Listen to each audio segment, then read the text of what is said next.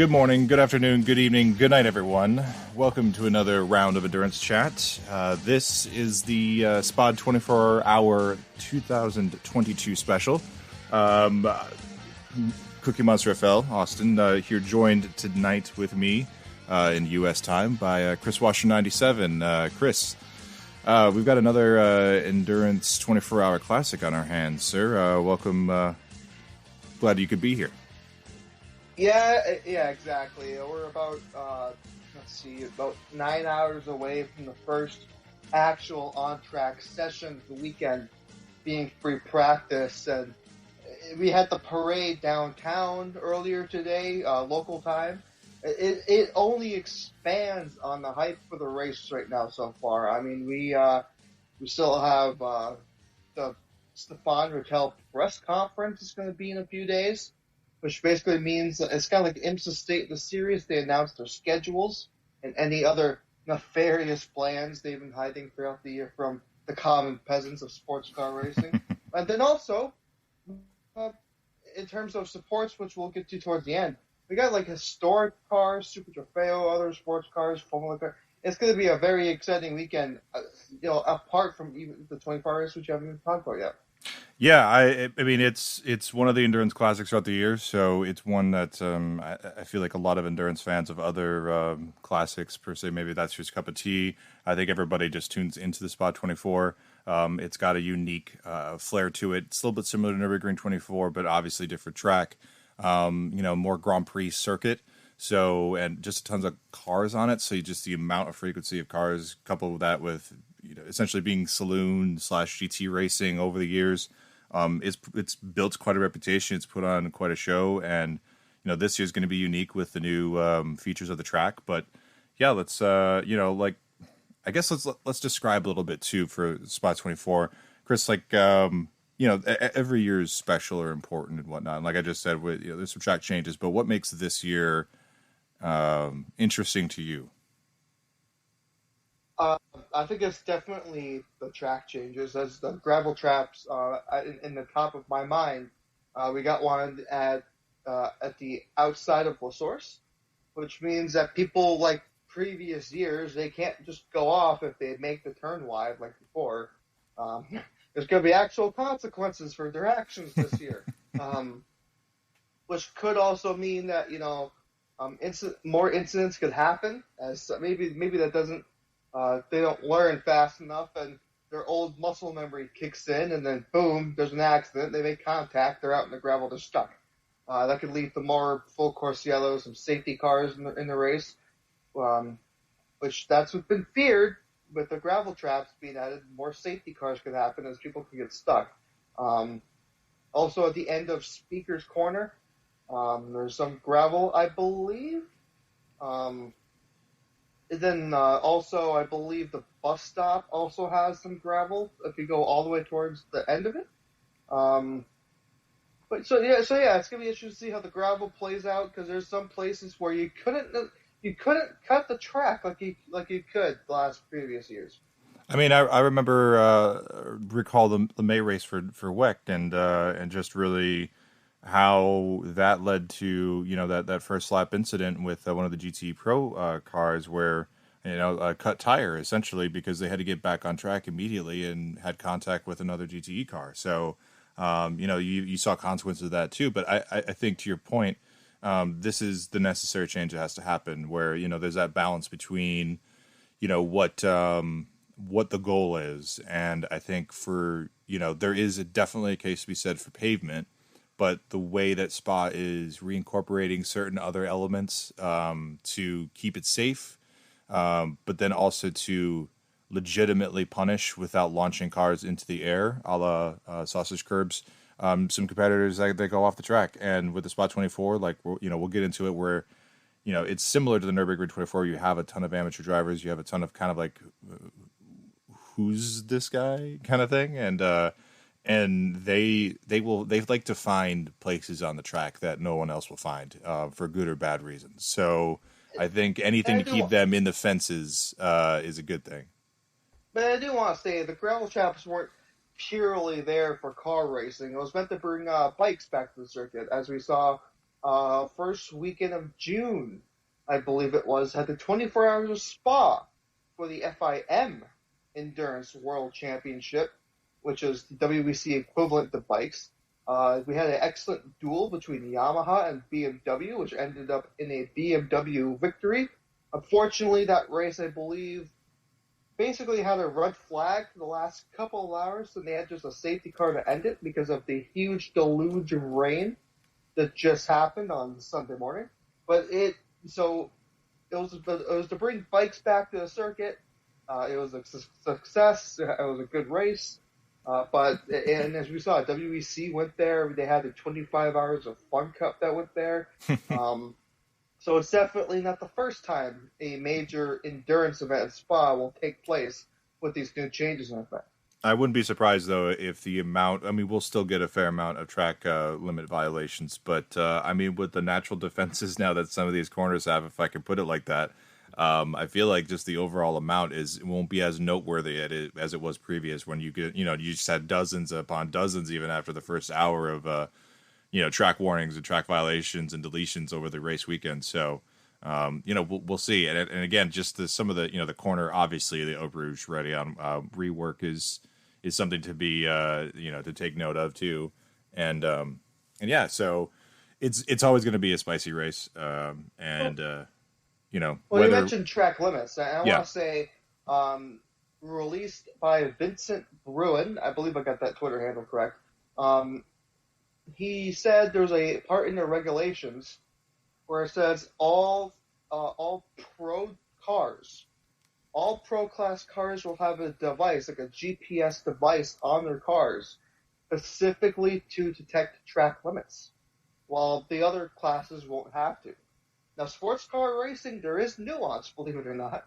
Some people immediately jump to the conclusion just because the other cars will not be fit with this device that they won't get pinged for track limits. They will.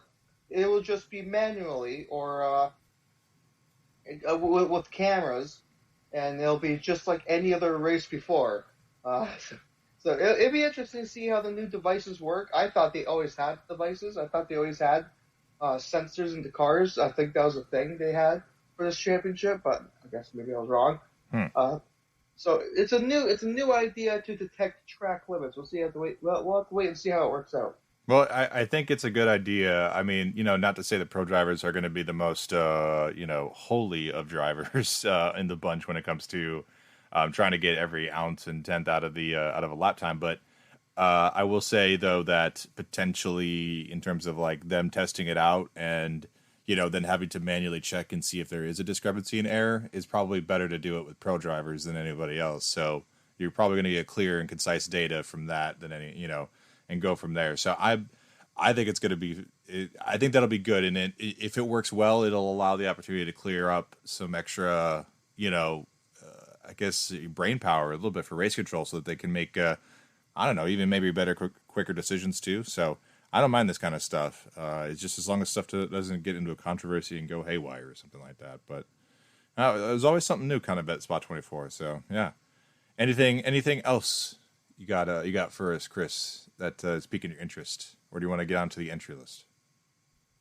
We got a big task ahead of us for the entry list. So let's crank this hog. All right, yeah, let's do it. So, because this is coming out a little bit late, just for our standards, when we wanted this to come out, we're going to try to classify this as under the different classes that these cars are going to be competing in. We'll start at the lowest class, work our way up to pro category.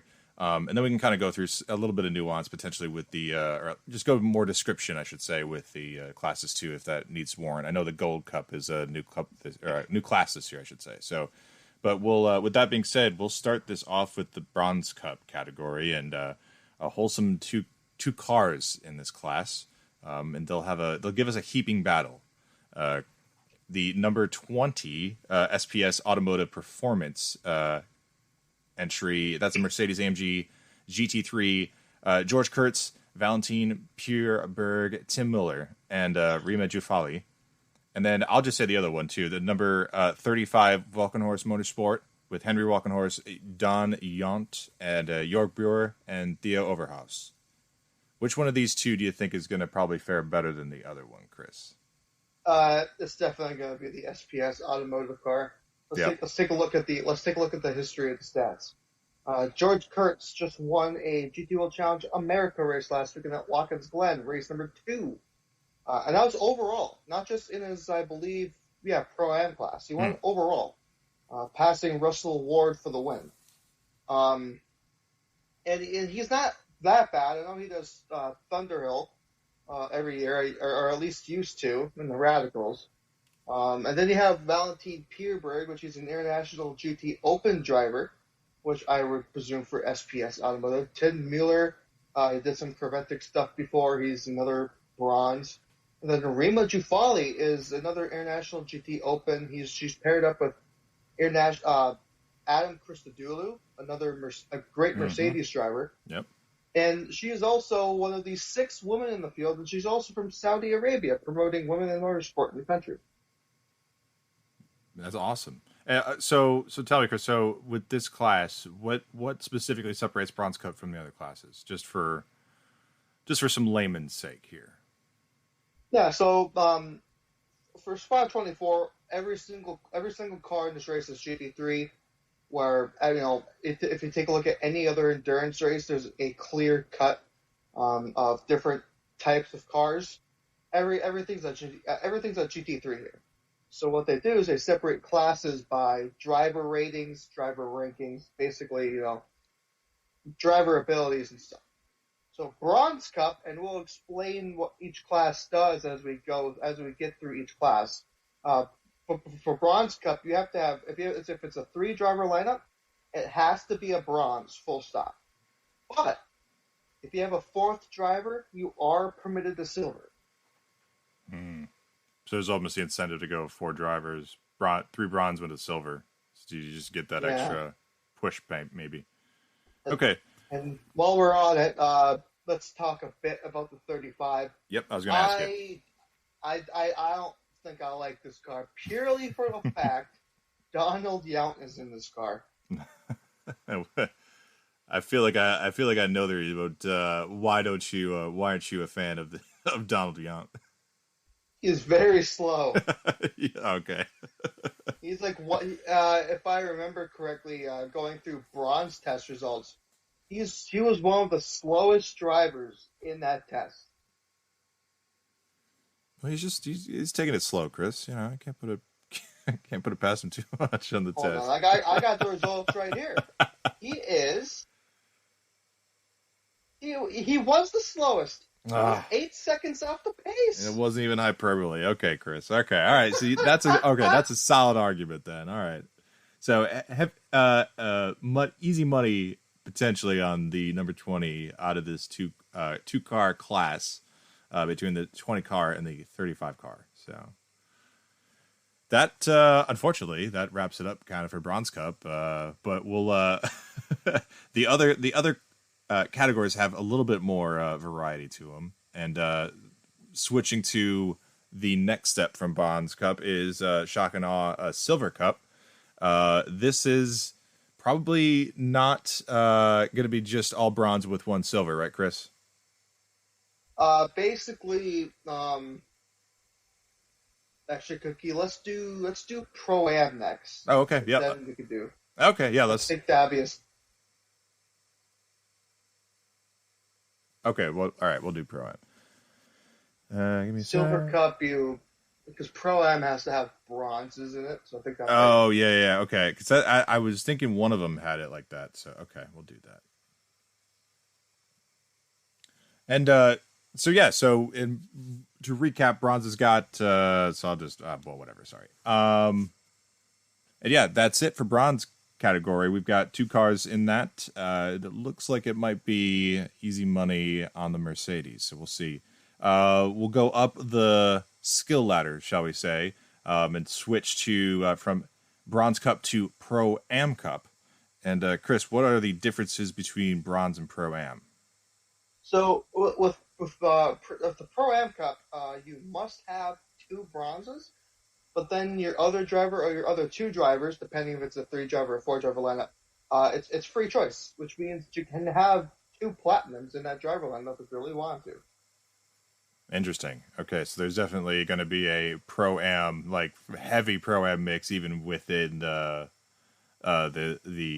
I should say the cars too, where you can have two pros and two AMs. Okay, interesting. All right, well, with this one we've got a few more cars, and starting us off, we've got car number 9, Herbert Motorsport. It's the Porsche 911 GT3R, first of 4 of these Porsches in the Pro-Am Cup. Antares Au, Kevin C, Dylan Pereira, and Jackson Evans. I'd say this is actually not too bad of a lineup because let's take a look here. Well, and Terrace Au, he's definitely going to be the weak point. I think last week he was racing in British GT, in with the Herbert GT4 just to get track time. So it'll be interesting how he does in a GT3 car. I don't remember him really doing anything else. Kevin Say, he at least has GT3 experience. I believe he raced at Spa before. Only person from Macau on the grid. Raced with Sky Tempesta, the Mercedes, for the first couple of British GT rounds. There it is. And then Dylan Pereira and Jackson Evans, they race in the WEC and GTE AM. I want to say with Dempsey Proton. And also probably some Jackson Evans, he might do some ELMS stuff as well. Jackson Evans actually came through the Porsche Australia ladder. He's a New Zealander, right? I think. Yeah, he was pretty dominant in Porsche Sprint Challenge, and then he did the Porsche Carrera Cup, I'm sure. And then he made his way over to Europe, and now he does some Porsche Carrera Cups from time to time, and then does races like this. So he's definitely moving up the ladder. I would say he's pretty good, and definitely a person to keep an eye on. This one should be good, and it's going to be a striking car on track. You can't miss it. It's going to be their Asian Le Mans Series livery, if you don't know. It's going to be like a kind of darkish purplish color. It's going to look fantastic. And before I get maybe another extra opinion on how this car might do, let's talk about a sister car. Jump to car number 24. It's another Porsche 911. Nicky Lutweiler, Stefan Aust, Alessio Piccarello, and Nico Menzel is going to be driving that car. What are your thoughts on this lineup and how it stacks to the car number 9 of Herbert Motorsport? I think it could be one of the weaker lineups. Well, not the weaker lineup. I think it's the weaker lineup in the Herbert Motorsport stable in this class because Nicky Lutweiler was, if you don't remember, he was the one that crashed out of WEC qualifying last year at Spa. Okay. He's generally not known to be consistent. Stefan Aust, I can't remember if he's responsible for the team Aust Motorsports. It would make sense, but although they do run Audis and this is a Porsche, so it could be a completely different person. But then you got Alessio Piccarello, which races, I believe, for Absolute Racing in the ELMS Championship, and raced with Asia for Audi for a long time with their Spec series. And then you got Nico Menzel, who raced it with Porsche in the Nürburgring 24 with Huber Motorsport. I believe probably won a Pro-Am class with them. So we got two very good drivers, and then you got two kind of unknowns. Interesting. So you would, as far as you could tell right now for driver lineups, you'd probably take the 9 over the 24 for the. Yes, I would. Okay. All right. Interesting. All right. So we'll continue the Porsche train, this time with a new team, Earl Bamber Motorsport, driving, like I said, a 911 GT3R. Again, this is in the Pro-Am Cup, just to let everybody know. Adrian Da Silva is driving with Brenton Grove, Stephen Grove, and Matt Payne. Yeah, so Adrian Da Silva is full-time racing in GT World Challenge Asia with the same team. He has also been on to race a couple of Creventic races here and there. So EBM is racing a Creventic. He usually follows suit. Brenton and Stephen Grove are a father-son duo. They usually race in GT World Challenge Asia together. Um, in that series, they aren't too bad, but once again, that's kind of like a big fish in a little pond. As GT World Challenge Australia is a pro-am series. Mm-hmm. And then you got Matt Payne, which he is on people's radars this year because he is a Super 2 Series race winner. And for those who don't know, the Super 2 Series is basically like the Xfinity Series for the V8 Supercar Championship. Okay. Then he's been turning some heads.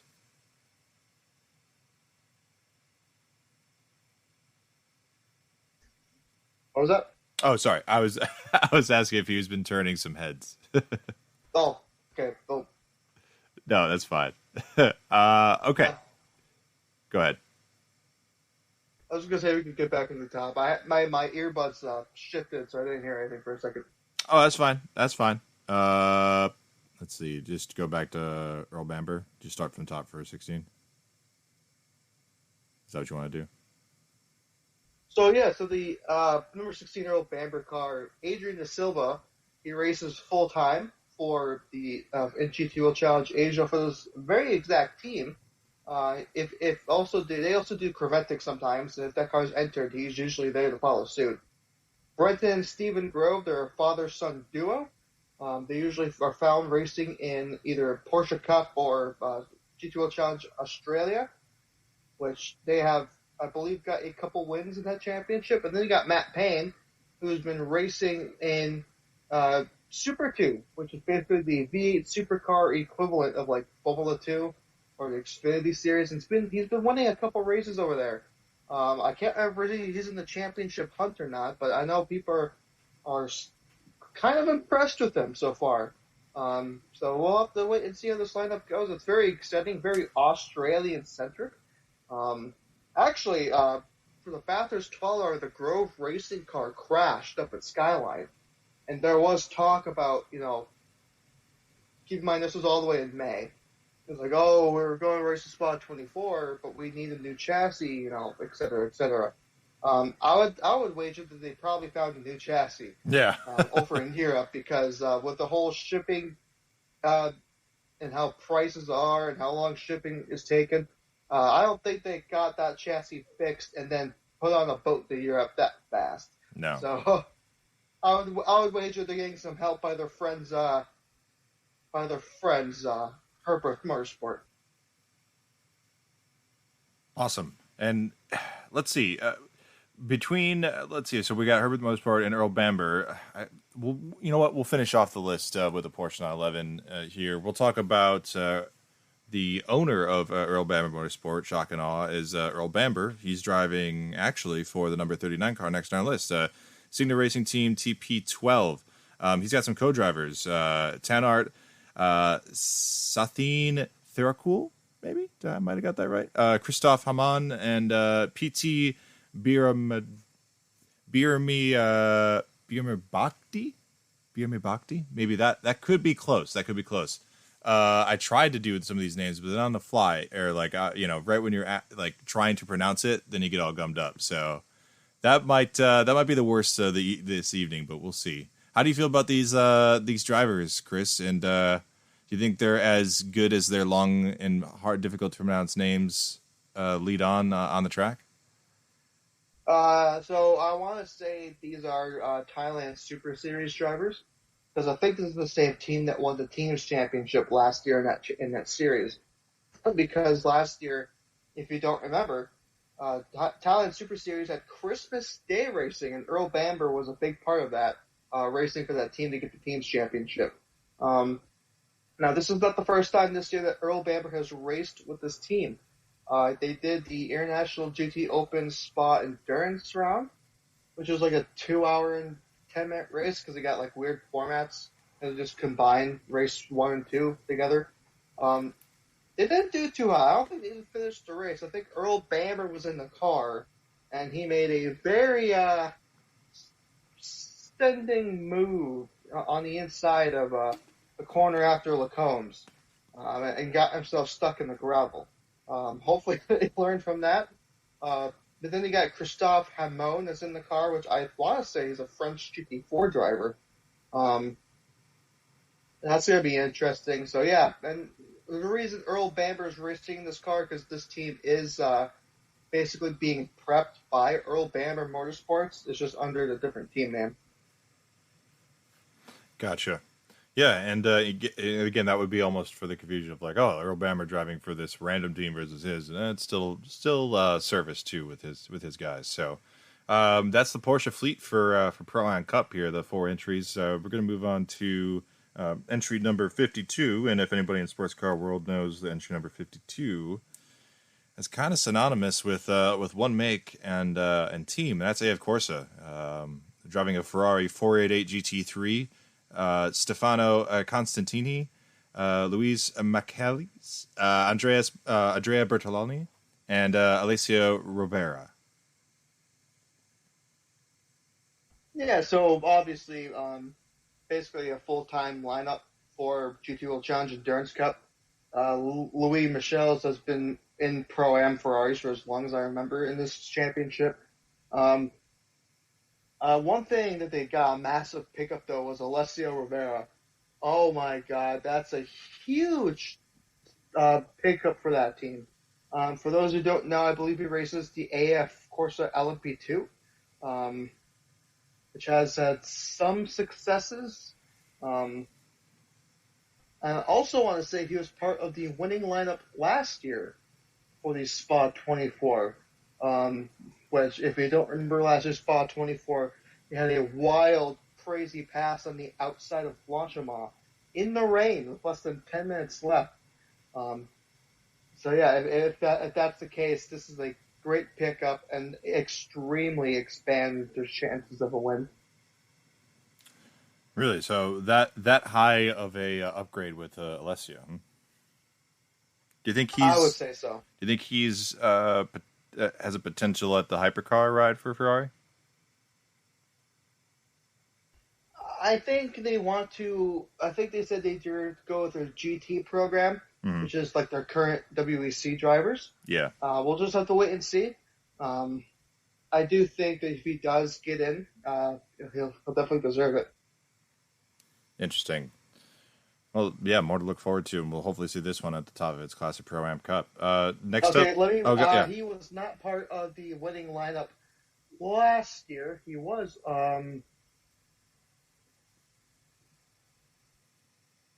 Hold on. gotta make sure we're right, Chris. Gotta make sure. Check I don't know those why. check I those don't know why I sources. thought he won last year. Well, not everybody can win, Chris. All right, you know that's how races work now. Let's do. Okay, let's. We can cut that part out then. It doesn't. Whatever. Oh, okay. He was part of the same lineup last year in Pro Am, and he came second. So Okay, I'm going to take that from the top. go for it, buddy.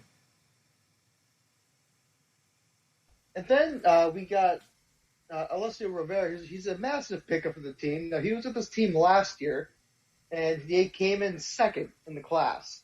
And he also does LMP2 for the AF Corsa car. And if I remember correctly, they do get some successes in ELMS and WEC. And he's going to be an interesting one to watch. He's definitely the strongest one in that lineup. Yeah, and he's had a lot of experience. Even sort of in other series as well, especially in other makes for AF Corsa, driving LMP2 as well. So, and we were saying before you're thinking probably just could stick with GT for now. Obviously, with the WEC Ferrari drivers going, probably going to get LMH. But is he probably one of the younger crop that could, if there's some staying power, could he maybe go to LMH? Do you think he's got the talent to do that? I think it might be too early. Obviously, well, he'll have the prototype experience, but I think they came outright and said they're going to go with their GT talent, which I'm going to presume is their GTE program. I mean, once he's ready, once the door is, do you think that he's going to, could he possibly be, I don't know. Trying to think of a young upstart driver that's pretty good, but does he have the talent where he could be not a Tom Christensen, but could we be talking about him potentially in something like that, or like a Kevin Estre in GT? Where do you think you see him kind of ending? Because I'm only asking because you seem very excited by him and his prospects. So just trying to gauge where you're thinking he's going to end up and do well in. I would love to see him first year out, but I don't know if Ferrari feels the same way because I think they want to go with their GT drivers first.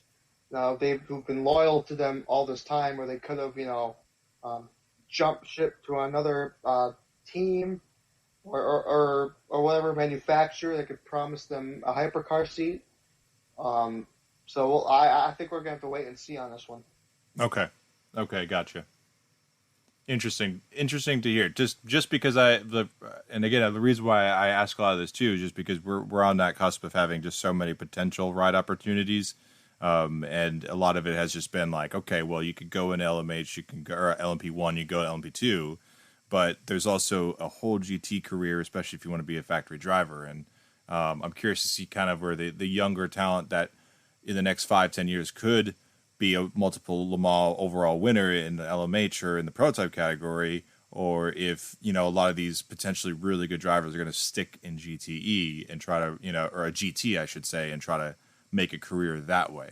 So I guess that's why I pose the question, because I'm curious to see where your thoughts are, because again, like I said, a lot of times even before this, if he's a Ferrari GT driver, he's probably just going to be a Ferrari GT driver, but I think there's so many opportunities now for these really top flight GT drivers to go to prototype that it's almost worth an ask for these younger talents to go, hey, do you think he's going to be satisfied driving GTs, or do you think that at someday do you think he's going to try to go prototype? Because it's a legit question now, instead of just like, oh, is he going to stick with endurance racing or not, and it doesn't matter if it's GT or prototype. So I don't know, just a little side note to that. But anyway, we'll move on so we don't make another 3-hour podcast, but car number 75. This is a Mercedes Sun Energy 1. It's also the Sun Energy and number 75 very synonymous too, so you can almost take a guess at that. Driver lineup, another four driver lineup: Martin Conrad, Kenny Habul, Philip Ellis, and Dominic Baumann. What are your thoughts, Chris? So this is the Bathurst 12-hour winner from this year. We'll try to get the exact driver lineups in a second. But yeah, Kenny Habul, I believe Mikel Grenier is part of that winning team. But facts are facts. I think they're in the lead for the Intercontinental GT Challenge Championship, for which, us Americans, we've seen Sun Energy 1 before in NASCAR, and also in IMSA, the Rolex 24 Hell. And Australians too. Race. Oh yeah, that's right. With Chase Elliott. I think it was part of Chase Elliott's first win. Yep, it was. So Martin Conrad and Kenny Habul are the only part of that lineup from Bathurst.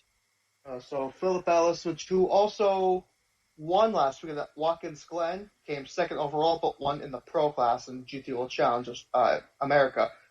With Windward Racing, who's also racing this weekend. And then you got Dominic Baumann, which I believe he did some Lexus stuff before in International GT Open, but now he's a Mercedes guy. And he's definitely not too shabby either. For Pro Am Cup, this could be interesting. Obviously, like Bathurst, they do not have a chance for an overall win, in my opinion. But this should be an interesting class to keep an eye on. Yeah, and definitely some familiar faces and familiar liveries for a few people. It's got that what is it, the BWT livery kind of esque to it, where it kind of follows Kenny around. But beyond that, it's I look forward to it, and hopefully this stays out of trouble. Sometimes the Sun Energy 1 car likes to find trouble, so we'll see. Last on the Pro Am Cup list here, we've got a Garage 59, and you got to know that that's going to be a McLaren 720S. Car number 188.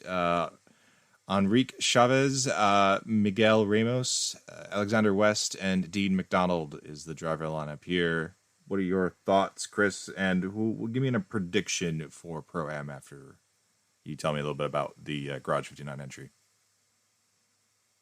Yeah, so Henrique Chavez, I believe he's on the amateur racers. He did race in WEC with TF Sport.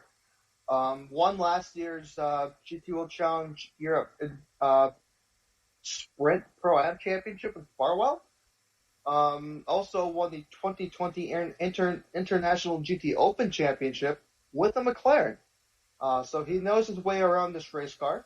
And then you got Miguel Ramos, who's also been around racing, I would assume racing with him. In fact, I believe this is probably just the same team that did the Farwell car last year. I switched over to Garage 59. But yeah, Miguel Ramos, another one of those International GT Open guys who I remember him from. I believe he's also last year's champion in Pro-Am. And then you got Alexander West. He's the Swedish money man. And then you got Dean McDonald, which he was just out of karting last year. He was racing in the GT4 European Series in 2021 with United Autosport and even grabbed the win. So I would say this is his first major GT3 race. Man, yeah, that's going to be a trial by fire a little bit, but we'll see how we'll see how it goes, especially for Garage 59 legendary team. Chris, like I asked before, what give me a pick for winner here for Pro-Am Cup. I'm trying to. I think I'm gonna go with. I don't know. I keep looking at drivers that see that one bronze driver that could pose a problem for the lineup. I'm like, and then you gotta look for the other one. I think I'm gonna go with Sun Energy 1. Interesting. Okay. You just think the experience potentially will pay off there? Yeah, I honestly do think so because I mean, the rest are people that they don't really strike me. Like I never really heard of them. I know they're most likely the full-time entries, full-time racers for the team in the series, but there's more name recognition for the Sun Energy 1 car, and I know more of what they can do. So I'm gonna go with Habul, Team Habul. Hey, it would be a good class victory for him. I mean, get a class victory at spot 24, especially for that team and Kenny. I mean, why not? It'd be a good story. So I'd be for it.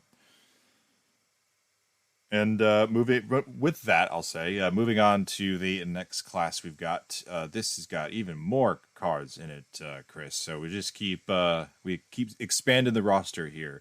Moving on to Silver Cup. This got, like I said, quite a few cars. And why is that, Chris? What makes this class so appealing? Well, in this lineup, in the silver class, the maximum for every single driver in your lineup has to be silver. So you can go below silver if you want to in this class and still enter. It just doesn't really make any sense, really. You can enter a different class and be more competitive. So pretty much everyone here, you would think it would be all silvers to be the most competitive they can be. Gotcha. And would you see more in this? And again, this would be more of like a class for, shall I say, like paid drivers sort of thing, or will this still include? Are we still seeing young guns ranked as silver jump in these cars too? Or what's the general driver makeup before we get into this? So silver is it's a huge mix of young drivers making it out, and also I think I can't remember if Formula drivers are also classified as silver. And then they got the super silvers or the sneaky silvers, they like to call it, where it's kind of like a pro driver, but they haven't done enough yet. So it's gonna be interesting. But another person, I think an example of a young gun, it could be showed through the first car in the lineup we have here, the number 3 Get Speed Mercedes.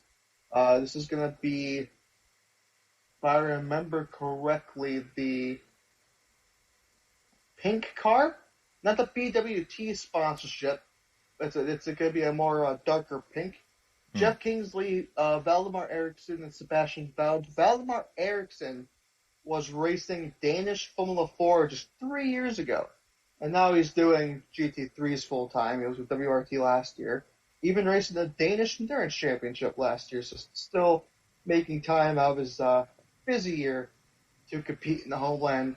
And now he does Get Speed with SRO full time. Jeff Kingsley did some IMSA stuff. I Yeah. know he was a Porsche Carrera Cup driver over here on this side of the world. I believe also some Michelin pilot races as well. And my mind doesn't deceive me. Also some GTD races. That would make sense. I've definitely seen. He's been around IMSA for a while. That's a familiar name for sure. And Sebastian Bowd, anything about him? No, Sebastian Bowd is interesting. Um,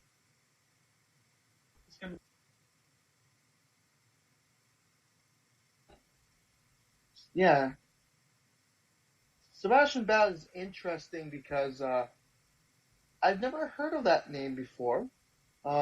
So I don't really know what to expect of him. What I can probably assume, he's the full time entry. He's racing full time with this team, so he's definitely not new, but it's definitely a name I have not really been striked in my mind before. So it's gonna be interesting to see how he does. Hmm. Yep, and that's the Mercedes AMG Get Speed number 3. We'll move on to the car number 4 on our list here. Haupt Racing, Haupt Racing Team driver lineup: Jordan Love, Janice Fitch, Alain Valente, and Frank Bird in the Mercedes AMG GT3. Yeah. So Jordan Love also came up from the Porsche Australia ranks. He was racing the Porsche series over there. Also does Porsche Cup races here. I also forgot to mention in Jackson Evans, he also did Falcon Motorsports and LS and Number 24. I just want to bring that fun fact up because it's cool that Falcon Motorsports still exists, and it's this is has some relevance to what we're talking about here. Yeah. Jordan Love obviously made the switch from Porsche to Mercedes, and has been with Haupt for this year. James Fitcha, I believe, races, I want to say ADAC GT Masters, because I do remember seeing him around and seeing that name in those graphics, if that makes sense. Mm-hmm. And then you got Alain Valente, Swiss driver. He is actually racing in International GT Open as well in the Mercedes, with a team called Team GT. Original name. Not much success from his stats, from what I'm seeing, unfortunately. He did do, domestic and other GT3 stuff before, so he's not going to be new to the car. And then they got Frank Bird, who raced at Spa before this year with the same team as in the International GT Open event. And Frank Bird has always kind of been around this team for as long as I remember. I don't. He's not. I don't think. I don't know. He's kind of like middle of the road. He hasn't. There's nothing that I can remember about him that in my mind that goes, wow, that's impressive. But I also don't remember him being shocking either. So it's gonna be interesting. That's depressingly average then. Nothing noteworthy to say on either side of the spectrum. So, all right, well, we'll see how that goes. Because we got about that is the second of 5 Mercedes AMGs that are in the Silver Cup class. We'll move on to another make here. Number 11, Tresser by Car Collection. That is the team name. We got our driver lineups for Daniele Diamato, Lorenzo Petresi, Alberto De Foco, and Pierre-Alexandre Jean. And yep, they're driving that Audi R8 LMS Evo 2 GT3. Gotta say the whole thing. How do you like this lineup, Chris? I know you're going to talk about Lorenzo Petresi, so let's get him out of the way first. Yeah, so he's the son of Formula One driver Riccardo Petresi. Was racing Italian Formula 4 just as soon as last year.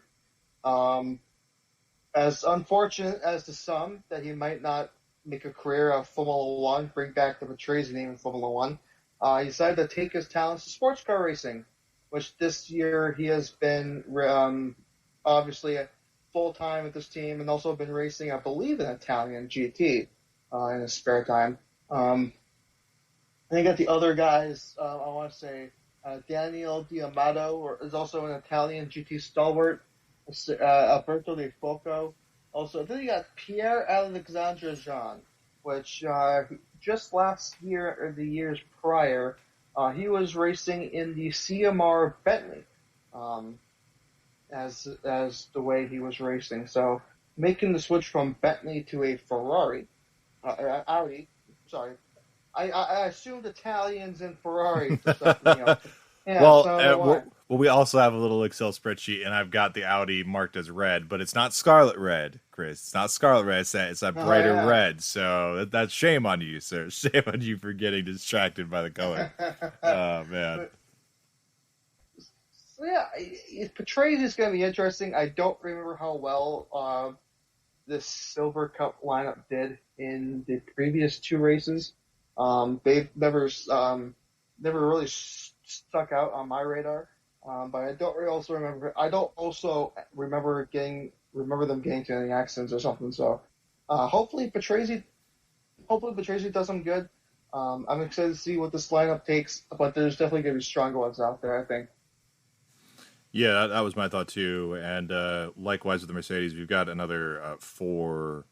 We got another four Audis to cover in this class as well. So, like I said, this is a much larger class than the other two that we talked about. So, moving on, we're going to keep it within the Volkswagen Automotive Group car umbrella with a Lamborghini Huracan.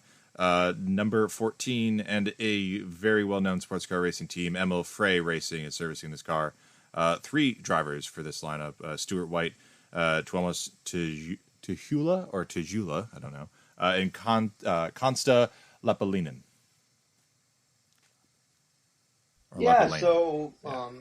Stuart White,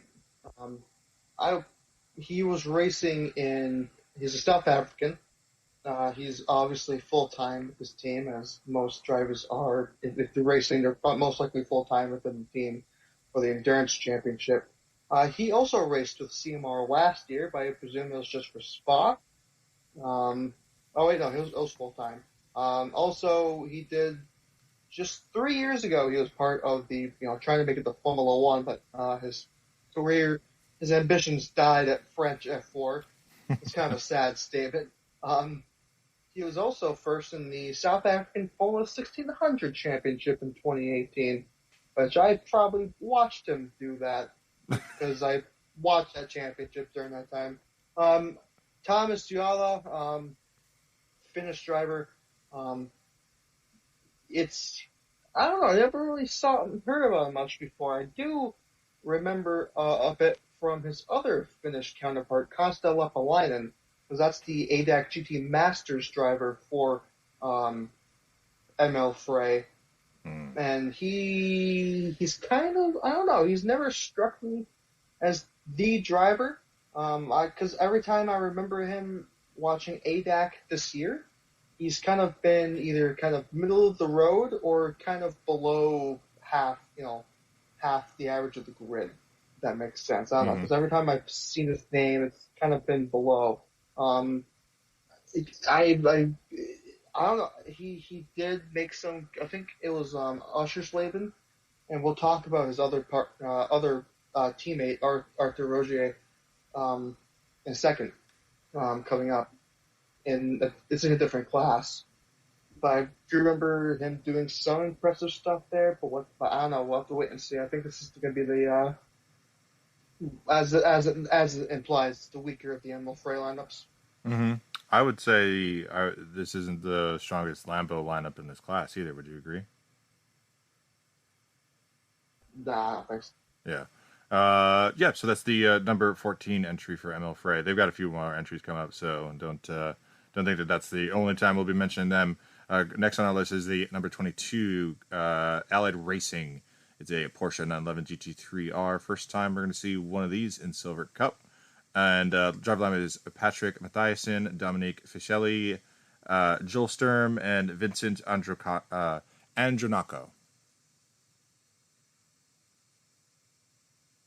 Let me rephrase. Console Lepalainen does have an overall win in ADAC. Oh, my. Mandela effect. I thought it was bad.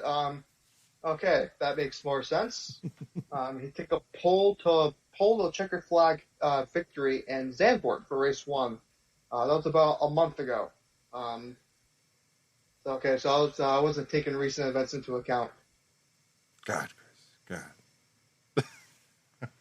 Well, want me to start from the top then on 22? Yeah, let's okay. All right. Well, you do it. And next up, we got the 14 of ML Frey Racing. It's with Stuart White, Thomas Uyala, and Constel Lepalainen. Stuart White is a South African driver who kind of recently got into sports car racing. He was just in, the feeder series ladder just 3 years ago, and now he's been doing pro-am sports car stuff. And now, obviously, racing for ML Frey in this championship full time. Now, something interesting, the two Finnish drivers in this lineup, Constel Lepalainen, he is the full-time driver for the ADAC GT Masters Championship for ML Frey. He isn't too bad. He's got an overall win, actually a lights to flag victory at Zandvoort just over a month ago. And he's generally been all right. Even before then, I don't remember him being too flashy. That's probably a good thing. It means I don't remember him getting involved in any accidents. But I don't know. It's going to be interesting to see. Now, this Thomas, this Tuala guy, I don't really know much about him. He's kind of a new name for me. I'm going to guess full-time as it's a 3-driver lineup. In the Endurance Championship. So we're going to have to wait and see how he does. So I'll try to keep an eye out for that name and see how well he does. Yeah, and definitely some obscure references. So thank you, Chris. I appreciate that as always. We'll keep her moving here just to keep some progression here, keep a momentum up. We'll do the number 22 car. It's Allied Racing Porsche 911. This is going to be driven by Patrick Mathiasen, Dominique Fischelli, Joel Sturm, and Vincent Andronaco. Yeah, so this is kind of like the Allied Racing reunion party because Andronaco, this is kind of like the full season driver lineup. Andronaco does GT4 stuff for Allied Racing. Joel Sturm races for Allied in ADAC GT Masters, and then the other two are going to be presumably your full-time drivers. So yeah, and Allied has such a cool car too. It's a bright blue with green accents on it. You can't miss it. It's a very cool looking car. It's a fan favorite too. I know a lot of people in the server genuinely love that team. And they'll be racing in the GT4 European Series as well, which is a support on Friday and Saturday of the weekend. So this team definitely gonna be busy. Yeah, it's gonna have its presence at Spa this entire weekend for sure. And we'll keep it right along again. Number 26, Centalock Junior Team. This is a Audi R8. This is going to be driven by Cesar Gazot, Nicholas Bert, Bert, and then Arlene Panis and Gilles Magnus. Yeah, so full time, Cesar Gazot. With this team, did some French GT stuff before Nicholas Barrett, I believe, is also full time. Did some TCR Europe stuff with Come To You Racing, which I'm going to presume because they also have Gilles Magnus on board, who races WTCR with that same team. That there's some strong connection between the two. Um, I believe he won race two at Vallelunga last weekend. Which, if you haven't catched up on the whole WTCR Vallelunga saga, it's very 2005 United States Grand Prix-esque. If you haven't Oh, had if you haven't had the time to kind of dive into that hole or dive into that story, it's quite a fascinating. It was quite fascinating to go through that live. Uh, it's very interesting. Then you got Aurelian Panis, which obviously has been around sports cars for as long as I can remember. He's been racing with, basically, if he's racing an Audi, it's probably with Sandlot. That's what I associate that name with. So yeah, I think this is it's a decent silver lineup. Uh, I can't remember if this is Gilles Magnus's first time in a GT3. I don't think so. Oh yes, Panis also did Lexus when Lexus was racing in Europe. That's that. Now I remember. So after Lexus kind of died in Europe, he was Sandlot. gotcha. Okay. All right. So there's definitely connections with a few of these drivers to other teams as well. So, yeah, and another Audi in the stable. Like I said, 5 in the Silver Class Cup. We got 3 more coming up. But before that, we got to talk about next on our list, the Lamborghini Huracan GT3 of Lightweight Motorsport, number 27. Driver lineup is Tyler Cook, Brendan Leet, Isaac Tutumlu Lopez. Oh, man, I butchered that. Max Veering, I'll say, as the last driver. How do you feel about this lineup there, Chris? I don't know. They're kind of I don't know. They're kind of always like towards the back. I think. Uh, Brandon Leach, he raced. If you don't know what the Toyota Racing Series is, before COVID, it was basically a winter series for any of the European or North American or feeder series drivers to get some racing in before the European season kicked off. And they had the fabled New Zealand Grand Prix, and Brandon Leach was basically racing every single season in that. Um, I believe with some success, he probably got a podium here and there, but most of the time, 9 times out of 10, the local talent was just not. It was just outmatched by the Europeans and other stuff. Tyler Cook, um, he races full time. He also done International GT Open. He did uh, win a couple of Corvettic races last year in class with the same team. So he's been around the stable for at least a year. Um, and I'm taking a look at now. He's done some IMSA iRacing invitational events, which is cool. And then the other drivers I'm going to presume are within the Lightfoot Racing stable, racing Preventic with the Super Trofeo car. Um, I don't know. I think this is going to be kind of a lower tier car for me in terms of pace. Yeah, definitely the lineup screams a little bit more like that than anything else. So, yeah, I'm curious to see how it stacks up between the rest of the Lambos. Next up on the list, we got a BMW M4 GT3. This is going to be the number 28 Samantha Tan Racing entry, driven by the Samantha Tan, Nick Whitmer, Harry Gottsacker, and Maxime Otzen. Yeah, so Samantha Tan, she's been racing for quite a few years now, haven't she? She Mm-hmm. first was with the GT4, mainly in Creventic series. We've seen that car race, um, and also in GT4 America last year, and then this year, this is their first time with the new BMW M4 GT3. This team won the 12 Hours of Mugello overall. Um, it's a Creventic race.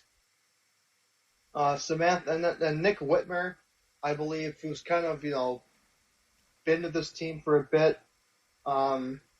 and also pretty much if there's a BMW in North America, He's going to race it. Or maybe I think that was Kumo Whitmer. But anyway, if it's a Whitmer and there's a BMW, chances are they're driving it. Harry Gottsacker. That's a name. He's been mainly on the amateur sports car front in sports car racing recently. I'm trying to remember. I believe he was the one that raced the Panos GT4 when that was a thing. A couple of years back when that program was happening. So nice to see him still out there interesting. Maxime Austin, he is one of the local boys. He is a BMW M2 Cup driver.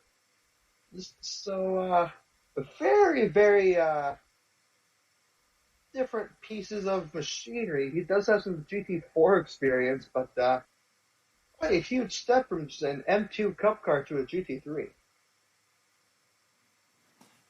Yeah, and it's always gonna be a little bit of a trial there, and I always like to say that, especially with Spa as being that, and Spa 24 too. So it's a beast all into its own, but coming in either for the first time or a new equipment for the first time is going to be that extra bit daunting. So yeah, we'll see how this lineup goes, and the only BMW M4 in this class is Silver Cup class. So moving on to another Audi R8 LMS, though on our entry list, the first that we've talked about of this team. They've got 2 entries in this class. We're going to talk about them too in the pro category, I am sure. The number 30 team, WRT. This is going to be driven by Thomas Neubauer, Benjamin Gott, and Jean-Baptiste Simonauer. Boom. Nailed it. Yeah, Thomas Neubauer also raced the Lexus back when I was racing in GT World Challenge Europe. It's not too bad of a driver. Benjamin Goth, I would presume he's kind of bringing in the Rothglow money. It's kind of like it has like a Gulf livery on it, and I believe he's the one bringing in that sponsorship. And then you got Jean-Baptiste Simonauer, which this car does have a win at Imola in the Pro-Am Cup, Silver Cup. So it's not exactly their first rodeo. They've won this season before. Now, I believe Simonauer had some antics over at the Magny Core sprint round. If anybody knows about that, I know it can be easily forgettable. Just the sprint championship, can be. But yeah, I think this is going to be one of the stronger lineups of Team WRT. So it's definitely they're not going to be playing around. They're going to be serious. Well, we could say that about this lineup. What do you think about the next lineup that we've got? Team WRT number 31, another Audi R8. This is Finlay Hutchinson, Diego Menchaca, and Lewis Proctor. How do they stack up between the number 30 crew? Finlay Hutchinson, I'm not so convinced on him. I don't think he's that good. I just don't. I think he's going to be the one. I think he's the pay driver. I think in this team.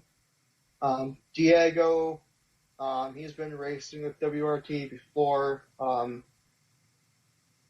He also raced with Algarve Pro Racing last year in the LP2 class, so he has some prototype experience. And also did some Lamborghini stuff like 3 years back. So Diego has some GT3 experience. And then you got Lewis Proctor. He's a full-time British GT driver. I can't remember which team he races in, but it's a McLaren team. And he did just race last weekend at Spa for a 2-hour event. So I think he's going to be the one who's going to be bringing in the real valuable experience to the table. For a lineup from Team WRT, this isn't the strongest as one would expect. Yeah. You'd expect stronger in the Silver Cup. Maybe a better, stronger lineup in Silver Cup for Team WRT. Potentially. Mm-hmm. Okay. Yeah. Oh, well, we'll see, and maybe they've top loaded their talent in another class. We'll find out. Moving on to a Porsche 911. This time it's a Dynamic Motorsport, the number 56 car. This is going to be driven by Giorgio Roda, Calamia, or Calamia, yeah, probably that. Marius Nakin and Mikael Pedersen. Yeah, Mikael Pedersen. He's been racing. Another one of those Danes who seems to come out the woodwork and just come out racing. Um, Giorgio Roda, he is a name I recognize from ACO series.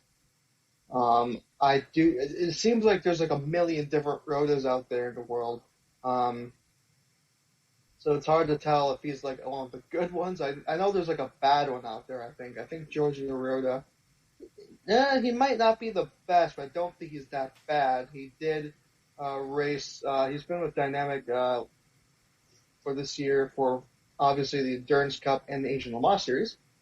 He did come in third for Kessel and GT Am last year in GT Asian Le Mans, and then he did win the 2020 Italian GT Endurance Championship, which not try to rain down his parade, but didn't have exactly the healthiest lineups or grids. So I don't know. Giorgio Roda, I think he'll be fine. Mario Calama, he's kind of had a checkered history. He did race in the, if you remember the Maserati Super Trofeo series. Mm-hmm. He was pretty good in that. And then the other guy is Marius Nakin is a name I haven't heard before. I'm going to assume he's part of the full-time lineup. We'll see. There's definitely going to be, there's some interest, we'll say, for this one. And the second of the two Porsches in this class. Coming up, we've got another Mercedes. This is going to be number 87, Acodis, well, probably Acodis, ASP team racing. That is Casper Stevenson, Tom Drout, and Tommaso Mosca. So Casper Stevenson, I believe races. He did race. I remember him from racing in the Gulf 12 Hours with Two Season Motorsports, and I want to say he won, or at least came second. I believe he also may do British GT as well, as 2C Motorsports are a big part in that championship, and he's not bad. Not bad at all, I would say. He is currently, he was just racing Formula Series just last year, and now he's in GT racing, and not doing too bad, honestly. Then you got Thomas Drouet, who races in ADAC GT4 Germany, and he's up there at the front. He's definitely a front runner in that championship. I remember him. I think he might have won at Red Bull Ring in that championship. I don't know. I have to fact check that myself. Then the other guy. That's a name I haven't heard before. Tommaso Mosca. I want to say he also does GT4 racing.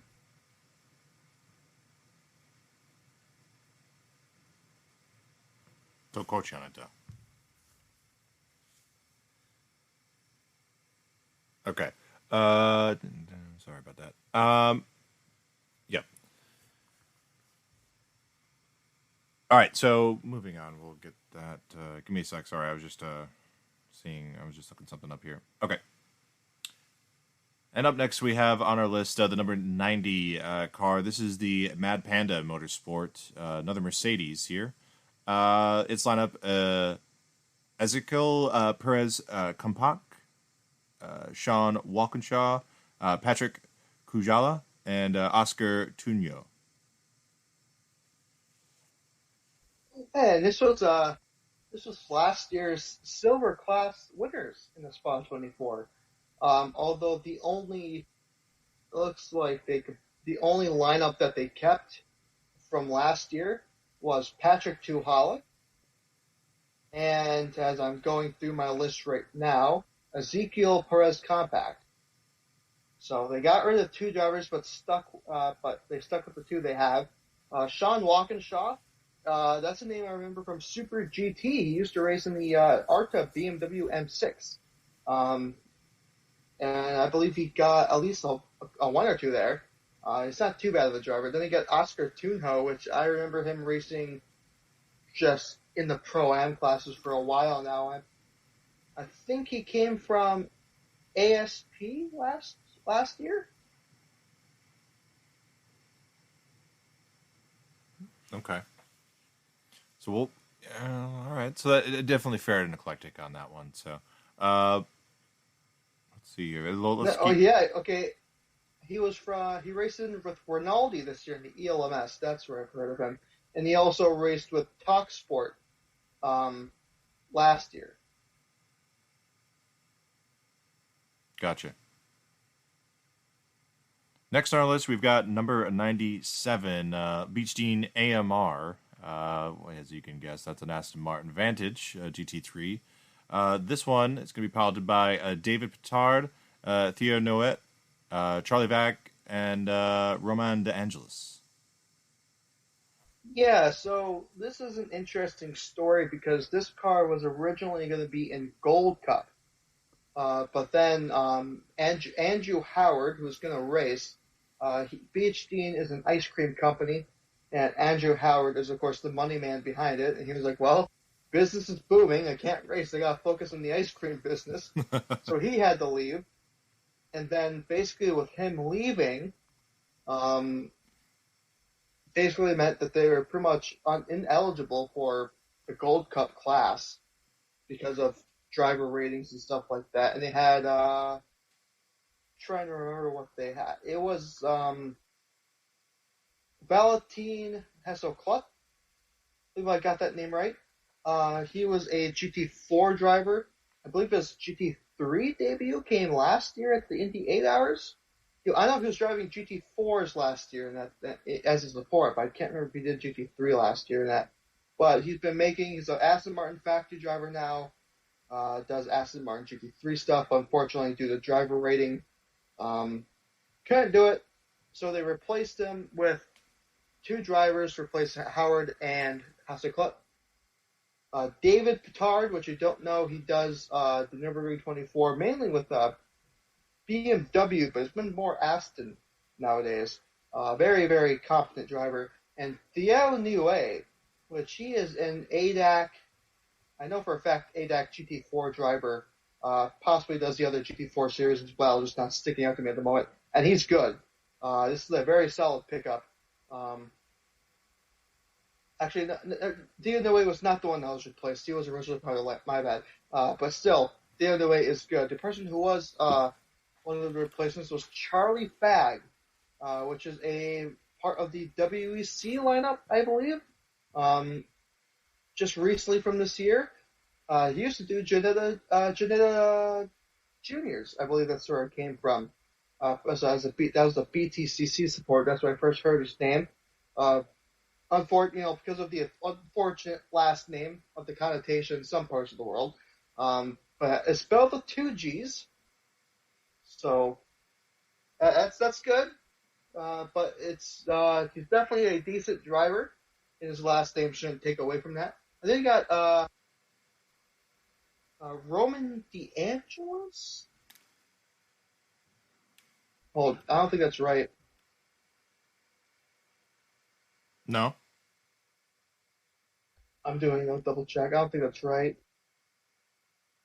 Because Roman DeAngelis should be in the heart of racing car.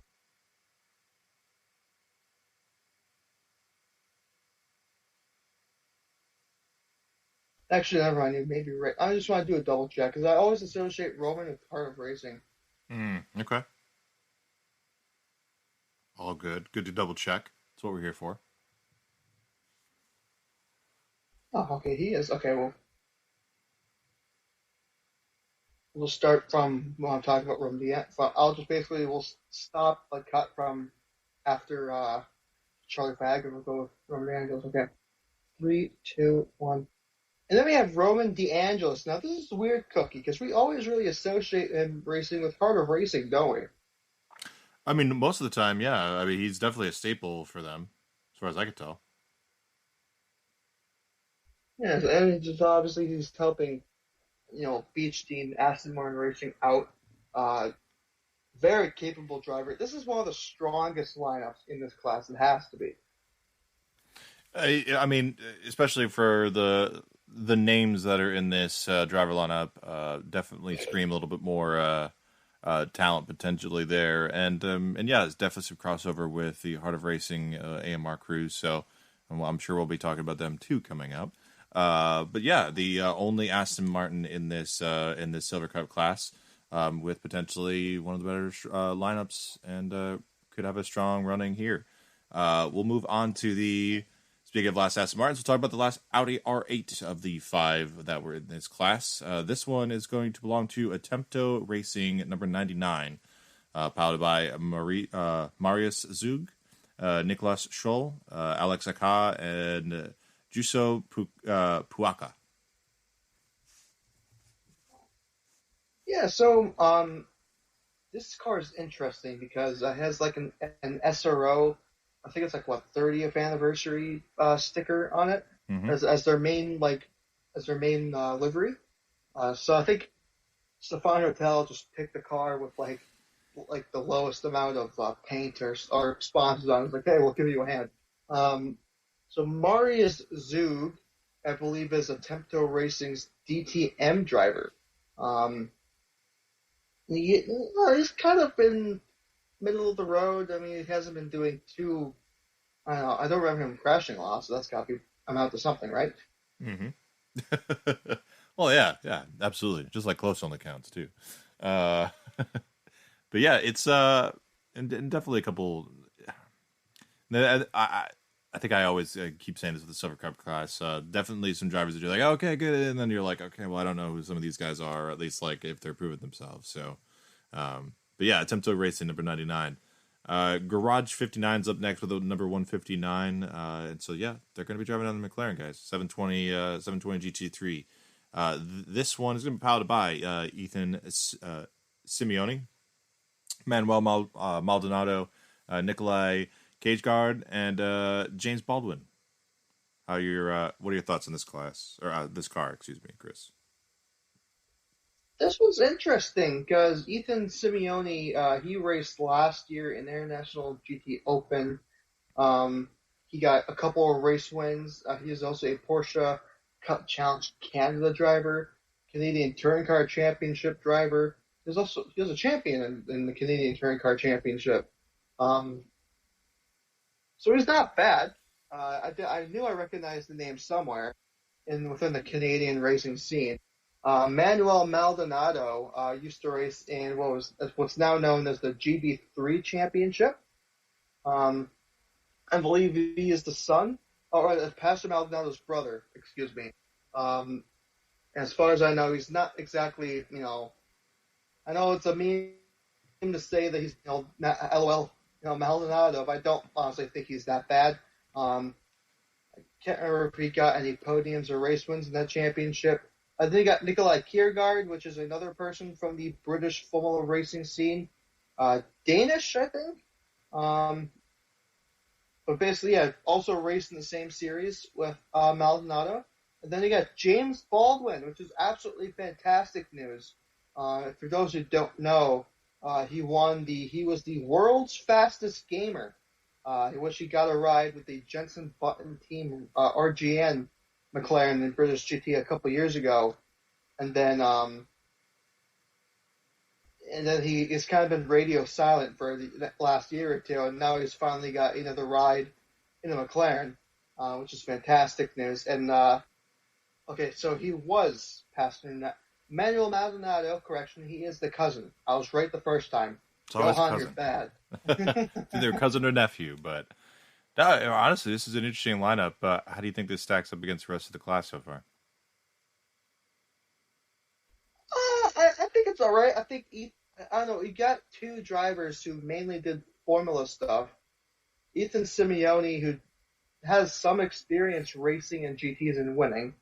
And then James Baldwin, same thing. I believe his very first race in a GT3 car, or at least the very first weekend he won. Um, I honestly think this could be. I don't know if it'll be up there, but it'll be fascinating to see how this car moves up the field. Definitely, man. It's a McLaren's going to look good too doing it. We got a pair of Lambos coming up next, number 163 and number 563, both out of the stable VSR as a team. Driver lineups for the 163 is Mattia Michelotto, Marcus Pavrud, Baptiste Moline, and Michael Dorbecker. Yeah, this is definitely the weaker of the VSR lineups. I'm gonna chalk this down to mainly the Italian GT guys. Um, because I've never really seen any of these guys before. So I presume he probably got lost in the you know kind of got lost in the shuffle of GT3 racing. Um, Marcus Pavrud, I swear I recognize that name somewhere, and I'm trying to put my finger on it, but yeah, I just don't know who any of these guys are. So I'm gonna chalk it up to either this is the obviously full season lineup because I know VSR does full season. Uh, I presume probably most likely as this is an Italian GT team, they probably have some experience in a championship. Gotcha. Well, let's see how you fare with these next set of drivers. Again, like I said, from the same stable VSR number 563. This is Mikel Beretta, Yuki Nemoto, Benjamin Heitz, and Carol Bass. I think this is a sleeper lineup because Mikel Beretta and Yuki Nemoto, I believe, are Italian GT teammates. Because Yuki Nemoto, the last Italian GT round at Mugello, he absolutely wiped the field. Um, I'll have to take a look at the Italian GT results to see who was pairing with him in the car. But it was one of the drivers we see here in this lineup. Benjamin Heats, I believe he's the Chilean. I believe he did some racing last year with Mercedes and ASP. Um, and he wasn't. I don't remember him being too bad. Um, yep. He did. He was with Rinaldi Racing in a Ferrari last year. Benjamin Hitz. So that's what I remember. And he did win last year in International GT Open. And they got Carol Baz, which she is in International GT Open this year. I want to say with Olymp Racing Audi. And he has been impressive this year. I have to say, he is a very, I would say he's a little bit of aggressive driver, but he's very good. I think he's gonna be one to look out for. And we might potentially have saved the best for last year with our final Silver Cup entry, number 77, triple seven, I should say, number Al Manar Racing by HRT. This is a Mercedes AMG GT3 entry driven by Fabian Schiller, Fazal Al Zubar, and Axel Jeffries and Daniel Murad.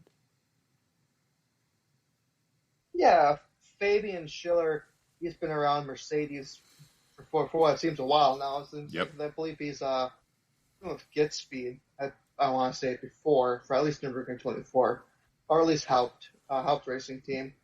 Which this is basically a helped racing team run car. It's called Al Manar Racing because of Al Fasal Al Zubair. He's the money man, presumably bring to the team. Axel Jeffries, nice to see him racing. Usually we only see him with Conrad nowadays, whether it's NLS Nürburgring 24 or now as recently as Prototype Cup Germany. And then you have Daniel Morad, which obviously you know from IMSA. He races with Allegro Motorsports there, and he was part of, I believe, he was part of the winning Rolex 24 team that won 2017, 2018 in GTD. That was also with Allegra. So, yeah, Interesting lineup. I don't think it's as strong. I think it's weaker than the 563 lineup, to be honest. Really? Okay. Okay. Yeah. Interesting. Well, then let's pose the question. We've got quite a few entries in this one, and obviously it's not the pro category, but this is going to be a tough one to pick. Who do you think is going to be coming out on top of this one? Who do you think's got the best chance? Hmm. I think the 87 could have a good shot. Um, but if I gonna have to draw a hard line, I think it's gonna be the 97. Okay. Okay. And I mean, I'm telling you, those the Aston Martin GT3s have been quick. They just have been quick too. Like they're not slow cars. So if they can tool that thing around even halfway decent, it's going to have a good shot to be up at the front. Like it's a solid platform, that Aston Martin GT3. So yeah, it's I don't know if I could go against that. Definitely, like I don't know, this the 777 car. That one looks nice. There's I don't know. There's another sleeper one that I think I was looking at too. But yeah, it's I think too. It's nice to know, fully too, with some of these classes how it works, and just the fact that these are all silvers for the most part. There could be an occasional bronze, but basically all silvers. Um, you, when you see them on the timing board, there's definitely an extra weight of like, oh, man, like if they're higher up, you're like, man, that's all silver's doing that kind of thing. Like, there's an identifier with that. So this will definitely be, for me personally, I'll be watching this class a lot outside the overall and pro categories, just to kind of see who's the best of the AMs. And I think this is a good AM class, just solid silvers everywhere. So, but yeah, moving on from this very populated class to a slightly less popular class. And Chris, why don't you tell us the reason for that? It's a Gold Cup category. Yeah. So what Gold Cup is new for this year? Um, I think it was basically Stefan Rattel. It's part of Rattel's master plan because if you don't know already, he wants to do his own driver rating system separate from the FIA. He wants to use the FIA as like a baseline, but he thinks that there's too many pros and silvers when that's not the point of the silver class. That's his reasoning. He wants to kind of separate make it more clear what ratings are for pros and what ratings are for amateurs. And we can already see some of his changes come into play in this class. So Gold Cup, it's like what the lineup is required. You must have so for a maximum, you can have a maximum of a platinum, silver, and a bronze. If you have a four-driver lineup, you can have another maximum of a silver in the lineup. So you can only have one gold or silver. Okay. And And that it's then they can have two you can only have one platinum or gold. That's it. And then you gotta have two silvers and a bronze. Now here's the confusing part. Now there's a couple lineups in here. I believe it's the 10 and the 107 that have two golds rated by the FIA. But there's a loophole in the regulations basically saying the promoters, has the final decision on the lineups for Gold Cup. And the SRO could basically kind of look like if they have a gold rating, but if they're like amateur racing or like kind of on the high end of age, they'll downgrade them to a silver, kind of like a case by case basis. I think that's what happened here with these two teams. So that just to make it even more confusing for the fans, but basically, Gold Cup is a step above Silver Cup in theory and below Pro Cup. I believe that's what's supposed to be. Okay, gotcha. And yeah, honestly, for the first year of being at Spa, it's decent entry. A lot of eclectic cars, especially with the car count. So, not the skimpiest of class by any stretch of the imagination. And it reminds me a lot of some previous GTE GT even I think two times where we would have kind of like a pro driver, and then you'd have a bunch of AMs that he's kind of almost mentoring and teaching. So interesting how this works. And I know we had some slight controversy with one of the driver lamps potentially not meeting the regulations, so we'll talk about that as we get going here. But we'll start off first with the car number 5 from Haupt Racing. Hubert Haupt, Florian Schultz, and Arjun Mani, and Gabriele Piana, driving a Mercedes AMG GT3 in the Gold Cup category. Kris, tell me about this lineup here. First of the 3 Mercedes racing in this, or 4 Mercedes, I should say, the Racing Gold Cup. Yeah, so Haupt Racing Team in Gold Cup. Now, keep in mind, Haupt Racing Team, they're basically the ashes of Black Falcon Racing. No pro lineup for them this year, which is quite shocking. Normally, they have at least some form of pro presence.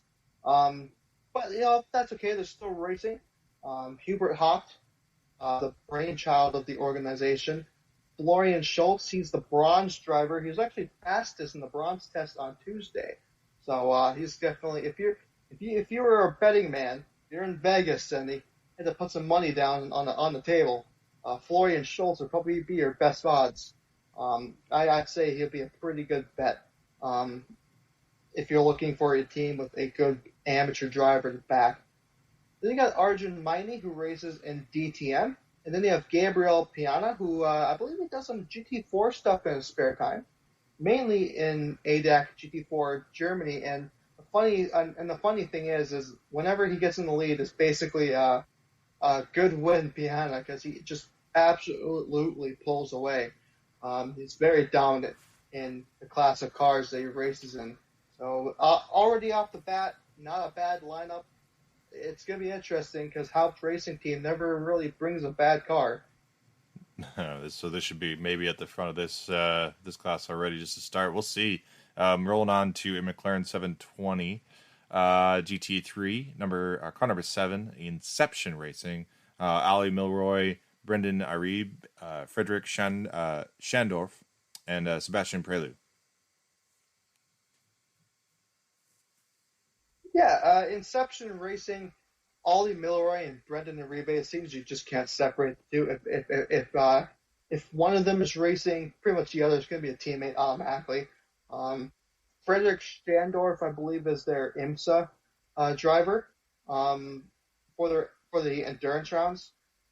So basically, we kind of got a group of people who've been racing together for at least a year or two now. We kind of know each other. Sebastian Priaulx is the odd one out. Last year, he was Porsche Carrera Cup North America champion. Son of course, touring car legend Andy Priaulx. Yeah, I believe this is his first major GT3 race. Is this really? That's surprising. Yeah. It's going to be interesting to see how he does. I hope he does well. Obviously, at least in a cup car, he showed he's capable. Yeah, judging by this will be his first GT3 race. He did do GTE, as he has won 2 races in the WEC. He won Spa and Monza in GTE AM. So he won in GTE AM. So he did a GTE before a GT3. Huh.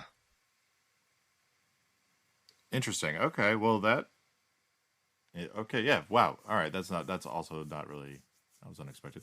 So yeah, there's definitely some question marks with Inception Racing, or at least like just to see what potential these guys can do out, especially compared to Haupt Racing. But yeah, we'll move along here. The car number 8, AGS Events, Lamborghini Huracan GT3, Mike Parisi, Laris Cabiru, Nicolas Gomar, and Ruben de Sarte. Yeah, so AGS Events are a French team who mainly did French GT. This is their first year in the GT3 class with the Lamborghini.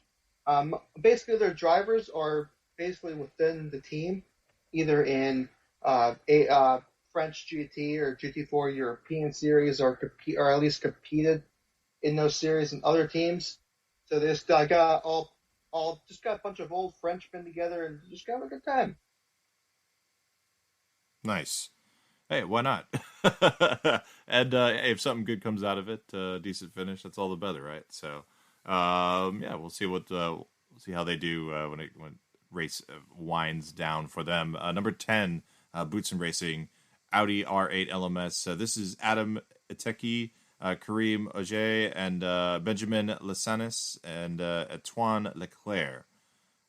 We had this flagged potentially as being a rule breaker. Chris, do you still think that it might come into violation here, or is it all good? It's all good. Adam Ateki is the gold. Um, I want to say he did some GT4 stuff. I was Oh no, he did some LMP3 stuff before. Okay, never mind. He races in the Michelin Le Mans Cup. Just for one race, that was probably Road to Le Mans. Did Asian Le Mans, and now he does this full time for Boots and Racing.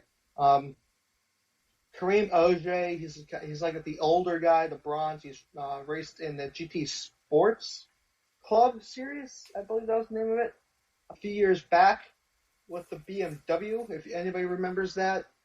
Benjamin Lecens, he races in French GT4, or at least did. So, and this was the problem, because they had Antoine Leclerc. I believe he's the oldest. He's kind of on the older side. Um, so FIA marks him as gold, but the SROs deemed him as a silver. So with the SRO deeming him as a silver, he still fits the regulations. That was the controversy earlier this week. But basically, like we said before, SRO could deem you uh, a driver rating. If the FIA deems you something else, the SRO could, say, no, he's actually this if they choose so. So that's one of the reasons this class gets so confusing. But Gotcha. anyway, it's an extra car in the grid. It's an orange Audi, which is kind of rare. Interesting to see how it does. Mm-hmm. Well, no, and thanks for the update too. That was definitely a potential question mark coming into the weekend. So, next on our list, we've got the number 21 AF Corsa. Wonder what this car is. It's a Ferrari, guys, a 488. This one's driven by Hugo Delacour, Cedric Zibrazuli, Alessandro Balzan, and David Perel. Man, I'm butchering some of these. How do you feel about this AF Corsa entry number 21, Chris? Yeah, it's basically the full season lineup. It's kind of I don't know how it's all right. I mean, David Perel definitely bumps up the lineup a bit. So does Alexandre Balzan. Seems like we don't see Balzan in much pro racing stuff anymore, which is unfortunate. I do remember him racing a lot in IMSA, I think, before when that was happening. Perel, one thing to know about Perel, I believe he has a YouTube channel. I don't know if he still makes any content on it, but I know he used to do he used to publish onboards, and what he'll do is he'll provide commentary over it, grabbing some insight from what it's like driving inside that car. So that's something that might be interesting to anybody if they want to look at some of his content.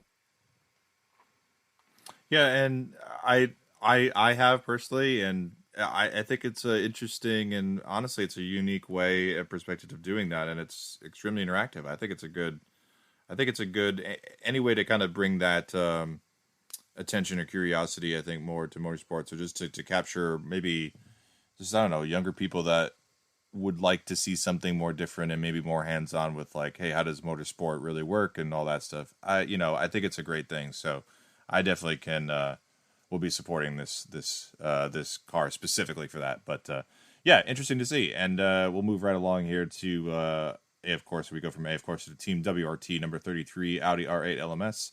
This one's driven by Ulysse DePau, Ryuichiro Tomita, Arnold Robin or Robin, and Maxime Robin. I don't know.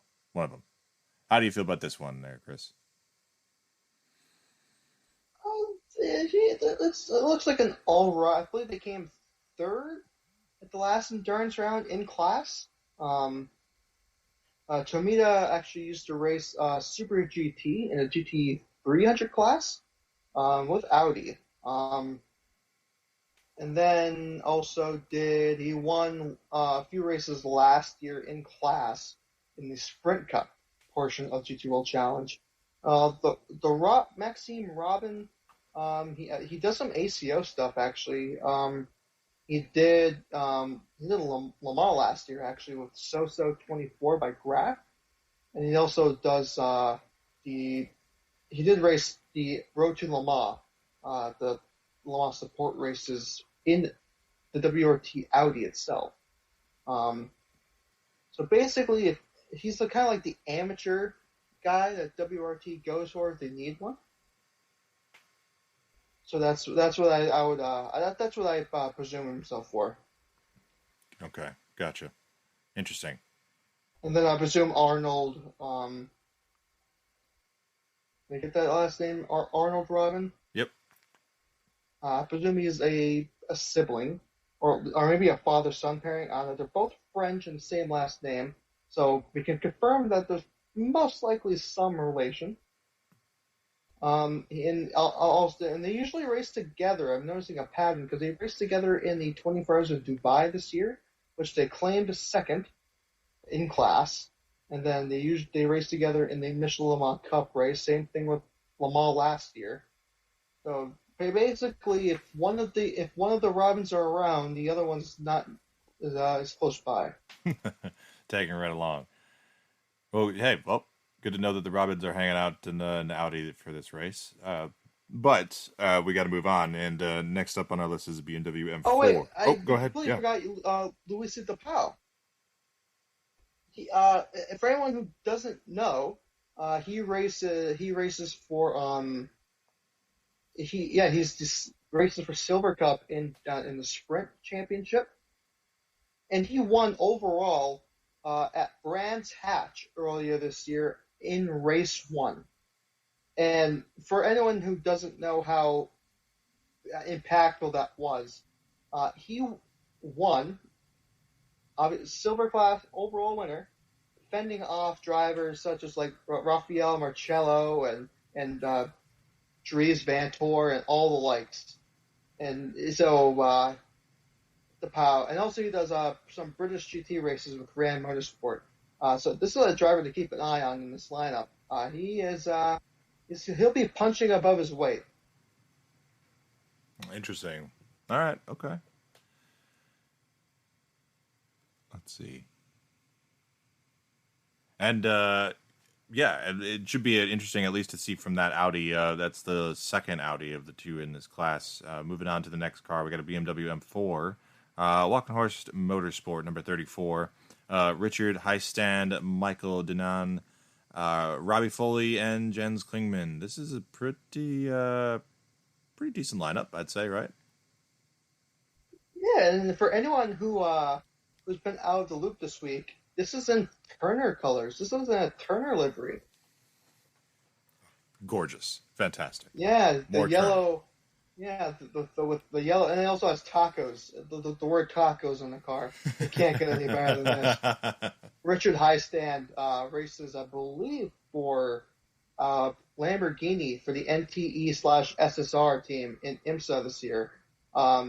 Michael Danan races for Turner and GT World Challenge America. Won a race last year with the team in that championship. Robbie Foley is the IMSA driver for Turner, and then you got Jens Kleeman, who is the BMW kind of factory guy for this effort. And it's very interesting because not only do we have the Turner car, which is an IMSA livery, but as we go further, when we go to the pro class, we'll have harder racing too. So lots of IMSA representation, at least more so than probably in any other history of the Spa 24. Yeah, we got more coming up too. I mean, Russell Ward's coming up too in the Mercedes, but yeah, I mean, this is if you are an American sports car fan, there's going to be quite a bit of names you're going to recognize, teams and cars too. So yeah, another special from the U.S. from that entry. Number 44 next on our list is Get Speed. They got a Mercedes AMG GT3. This is piloted by Michael Blancmain, Patrick Assenheimer, Axel Blum, and Jim Pla. Yeah, so this is another Get Speed card. This is going to be a bright yellow, I believe, race taxi sponsored car. For anyone who doesn't know, race taxi is sort of basically you pay a certain amount of money, you get into a car with a professional racing driver, and they'll take you for a more speedier lap around the Nordschleife. I think that's one of Get Speed's one of the primary businesses that they do. Um, Michael Blanchman is the bronze here. I don't know how well he's going to fare. He was also one of the slowest in the bronze test itself. Um, I don't know how he's going to fare. Patrick Gassenheimer, he is a Nordschleife regular. He usually races for Landgraf for NLS and the Nürburgring 24. I would say he's a very competent Mercedes driver. Axel Blom, that's a name I believe races in International GT Open, as Get Speed also has a program in that championship. And then you got Axel Blom actually raced for interesting. Axel Blom raced for Car Collection this year, but he's not racing for them at Spa. Interesting. Okay, that's something I've just learned. But then we got Jim Flaw, who races with Acus ASP mainly. I think he's usually paired with trying to remember who's usually paired with. Usually paired with a decently pro driver, and he is not. And he's also a server favorite. If you're not in the Discord server, a lot of people, we like to have a few meme drivers, and sometimes they end up being really successful. And we're trying to get Jim Plodd that status. But he does French GT4, and then does the GT World Challenge Sprint. So yeah, it should be an interesting lineup.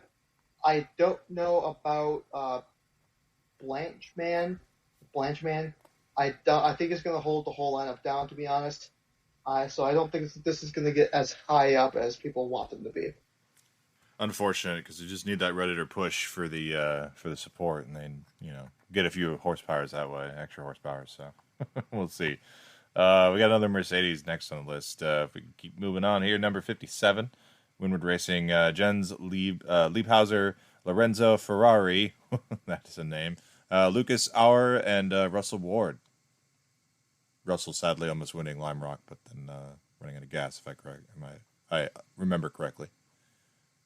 Yeah, very unfortunate. I believe that would have been their first. No, they won the Rolex before. Didn't they? Yeah. But that would have been quite a win for them if they pulled that one off. Yeah, Jens Liebhauser is the bronze. Judging from what the bronze test results show, it looks like he has some speed. He has some pace. Lorenzo Ferrari. How ironic is that? Oh man. He's also a pretty decent driver, I would say. I want to say he's up front a little bit. Alex McDowell, I believe he's one of the guys who's very new into GT racing. I think he just came from karting. So interesting to see how he's going to fare. Then you have Sandy Mitchell, who races full time. Oh, God damn, I'm reading out the wrong list. All right. Hit it. And then okay, 1, 2. Basically, we'll start off after Ferrari. 1, 2, 3. And then you have Lucas Auer, he is, I believe, still a DTM driver for Mercedes. For anyone who knows, Auer is pretty good, but he was involved in that DTM controversy last year when he basically let Maximilian Guts go in front of him, because if he would have done that, Maximilian Guts would have won the championship, which he did. But anyway, that doesn't take away his talent. He's very good. I think got Russell Ward, who was the money man for the team, and Russell Ward won last weekend at the Watkins Glen race, I think, in the pro class. Yep, I was right. He came in. He got passed by George Kurtz, which he's in the Bronze Cup. And so, but still, a race win from last weekend. Hopefully, picking up the momentum. And we'll see how this one does. Yeah, something definitely to keep your eye on too. And again, another injection where you got that IMSA, imprint on it too. Next on the list, we got a Lamborghini Huracan GT3. This is going to be number 77 entry, Barwell Motorsport. Driver lineup is Ahmad Al Harthi, Sam Dehan, Alex McDowell, and Sandy Mitchell. Yeah, so this is actually they have a camo livery um, for this weekend, and guess what? And guess who it's designed by? Hmm. Man, I don't know who. Who's it designed by? Sean Bull. What? Yeah. Interesting. How does that come about? Oh, I know people like to get on the Sean Bull train, Sean Bull hate train, but his real life stuff can be quite decent. He's also responsible for um, the Peugeot livery for Hypercar. That's his work. Yep. Um, Interesting. yeah. So people can ramble on about his fictional renders, but his real life stuff can be quite good. Um, then you got Ahmed Al Harti, which he is, I believe, Omani. I believe he also does ELMS with one of the Aston Martins in the Oman racing team. Then you got Sam Dehan, um, Alex McDowell. Alex McDowell, I believe, just came out of karting actually, so he's kind of being sent off into the deep end. They got Sandy Mitchell, who races full time with Barwell in British GT. Um, so very interesting. Barwell, I believe, won Silver Cup last year in the Sprint Championship. Um, and Barwell's always such a good team. They never really have a bad car. The car is capable. We'll just have to see how the drivers fare in it. Hmm. Definitely where there's definitely in for a shot for sure here. Moving on, we've got this is going to be definitely more attention gathering, I would say, this entry than a lot of other ones, even in pro category. Number 83, it's a Ferrari 488. It's the Iron Dames entry. Rahel Frey, Sarah Bovey, Michelle Gatting, and Dorian Pin. Yeah, and it's basically their, I believe their WEC livery, the pink with the iron link sort of styling details on it. Um, the addition, of course, is Dorian Pin, which I think is a very interesting addition because if you don't follow Ferrari Challenge, she's absolutely wiping the floor in that championship right now. Basically, I think next round there's like what 2 rounds left, and next round she could clinch championship. Wow. But what I'm interested to see if her in Ferrari Challenge is a big fish, little pond situation. Mm-hmm. Because this will be, but she also did, I believe she also did Spa in the WEC with this team as one of the drivers. I can't remember who had either got sick or felt unwell, so they brought in Pin, and I believe she did decently. So, I, but this will be a much more bigger test because what GTM has like what 12, 11, 12 cars. Mm-hmm. This has obviously you're competing in a much more um, equal field in terms of machinery. So we'll have to wait and see how this turns out. And also, I want to say, let me just pull out the old Wikipedia article here. I They did well at Paul Ricard because if you don't know, they had the Paul Ricard 1,000 kilometers. In the Gold Cup, they actually did a race. Hold on.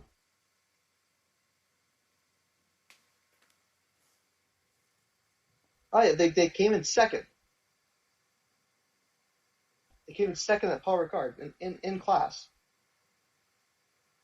Oh, dang. Okay. So they definitely finished well recently, too. Yeah. Okay, well, good, results and potential for this car, obviously, and yeah, they did. Yeah, actually, they did quite well at Power Card. Um, Looking at the next one, and again, this is it's a crowd favorite, and definitely we'll be getting some of the commentators to talk about it too at some points throughout the race. We got three more cars left in this class. Number 91 is up next. Allied Racing with Florian Latore, Alex Malakin, Julian Apotholos, and Hayakin, I'll say Guvan. Driving a Yeah, Porsche 911, I should say, with this one. Florian Latour, I just always associate him racing Porsches. I think that's the only really thing I've seen him do. Um, Julian Apopoulos, he's kind of he's definitely the amateur in this situation. He'd done the 24 Hours of Nürburgring before with Landgraf, and he raced with Adelaide last year in this series. Um, and Guven, he has been I believe he's a Porsche junior actually. Um, he done a bunch of Porsche Career Cups in the past. He's also racing in ADAC GT Masters with Allied, I think.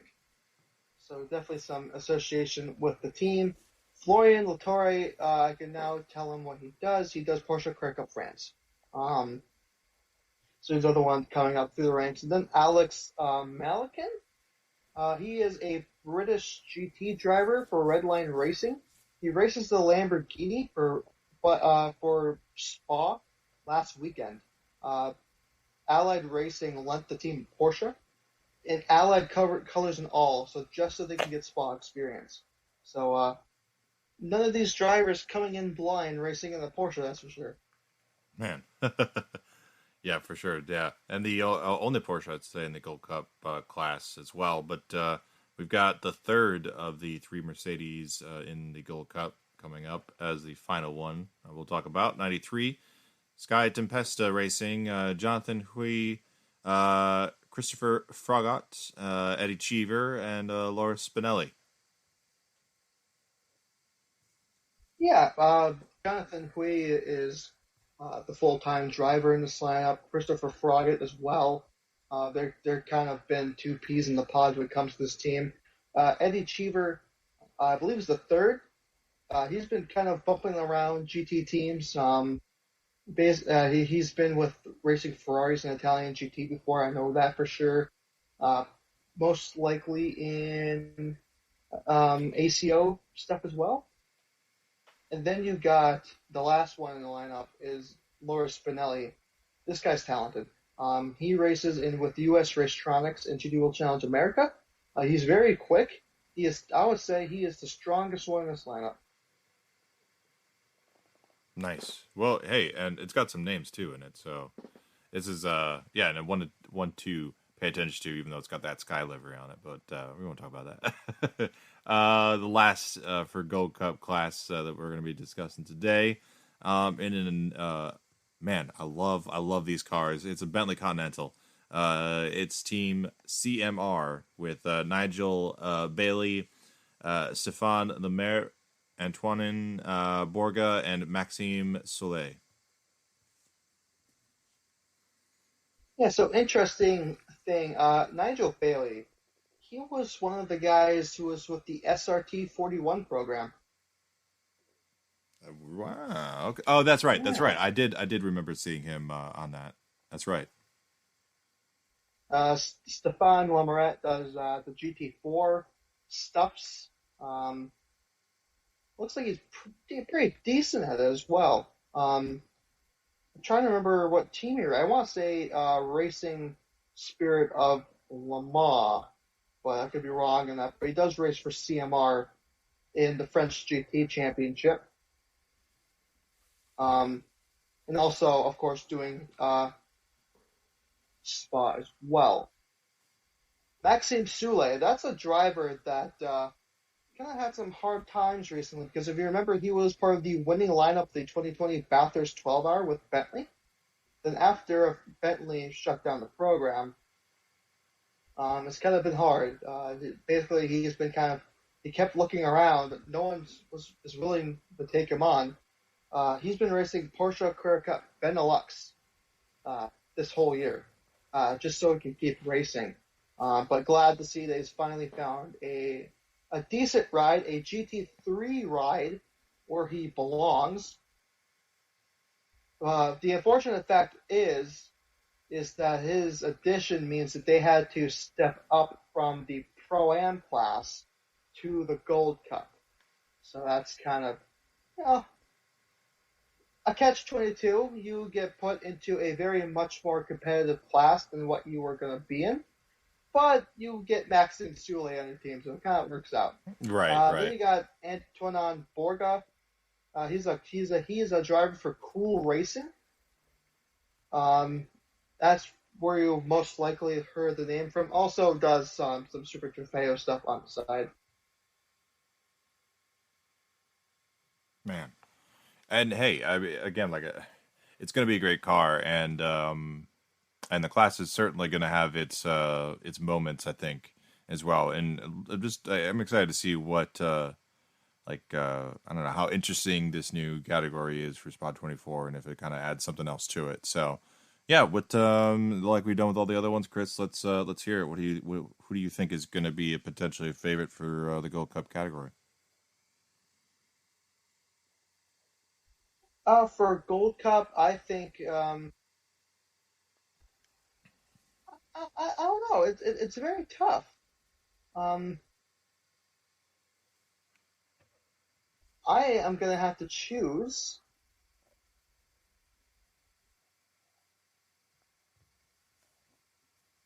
Let's see here. This is cruelty what you have. Uh, you know what? Number 5. Yeah, number 5. That's not a bad pick. I mean, that's a solid pick. So, all right, yeah. You know what? That would probably be mine too. I think I'll go 5 as well. But I mean, because I think you probably toss up 2 between that and then a couple other ones. Like in, I don't know, there's something about the Ferrari too, but we'll see. All right, so yeah, so we're kind of done with the amateur stuff here a bit, which is totally fine. It's what Spot 24 is about, but we really like the pro category. And before we do, we'll have a little intro powwow with the Racing Line app, which is our sponsor. So we'll have a whole little audio thing. I'll put that in there. I don't want to do a whole gushing thing right here. We'll just insert something there, but because I at least want to throw that in if we're gonna audio tag this part, so people want to tune to it. I'll have it before the Race Line app, then they can fast forward through that if they want to go and listen to the Procast. So, but yeah. All right, hold on, give me a sec. I'll come back from that. And again, special thanks to our sponsor, as always. Again, it's one of my favorite, just kind of little collabs between something that I know myself as a huge sports car fan, endurance race fan, just racing fan in general, I've always had problems with the times when I come back from that stuff. So it's good to always have that, and for them to be a sponsor of us is awesome. So cheers to them, and we'll let you know when this race is going to start, because you're going to need to watch this. We've got the final category, and if you're going to watch for anything, watch for this final category. It's the pro category, pro class. And these are a lot of really, really talented GT drivers that you've seen over the years, heard over the years, and some not even that, making some famous debuts. So we'll see.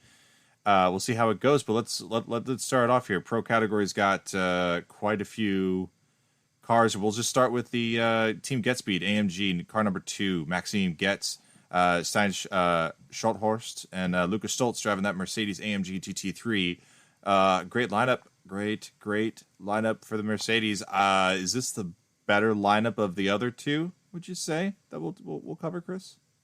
For the other GetSpeed cars, absolutely. Maximilian Gutz, last year's GTM champion. Somewhat controversial means, but he's still a champion. You can't take that away from the man. Stein Schotthorst, he's usually with GetSpeed, at least for the last couple of years, for Nürburgring 24 or what have you. And Lucas Stoltz, he doesn't need much introducing. If he's in the Mercedes, He's going to be quick. And this is also going to be in the BWT colors in the light pink. So it's going to be instantly recognizable on track as well. Already a very strong contender. Right, immediately off the gate. And hey, let's just keep it going because it's honestly with the pro category, it's almost just like, is there any other talking points other than just underlining and highlighting some of these drivers? Not really. So we'll just keep the fire going here. Number 6, Orange One, K-Pax Racing. Jordan Pepper, Andrea Caldarelli, and Marco Mapelli.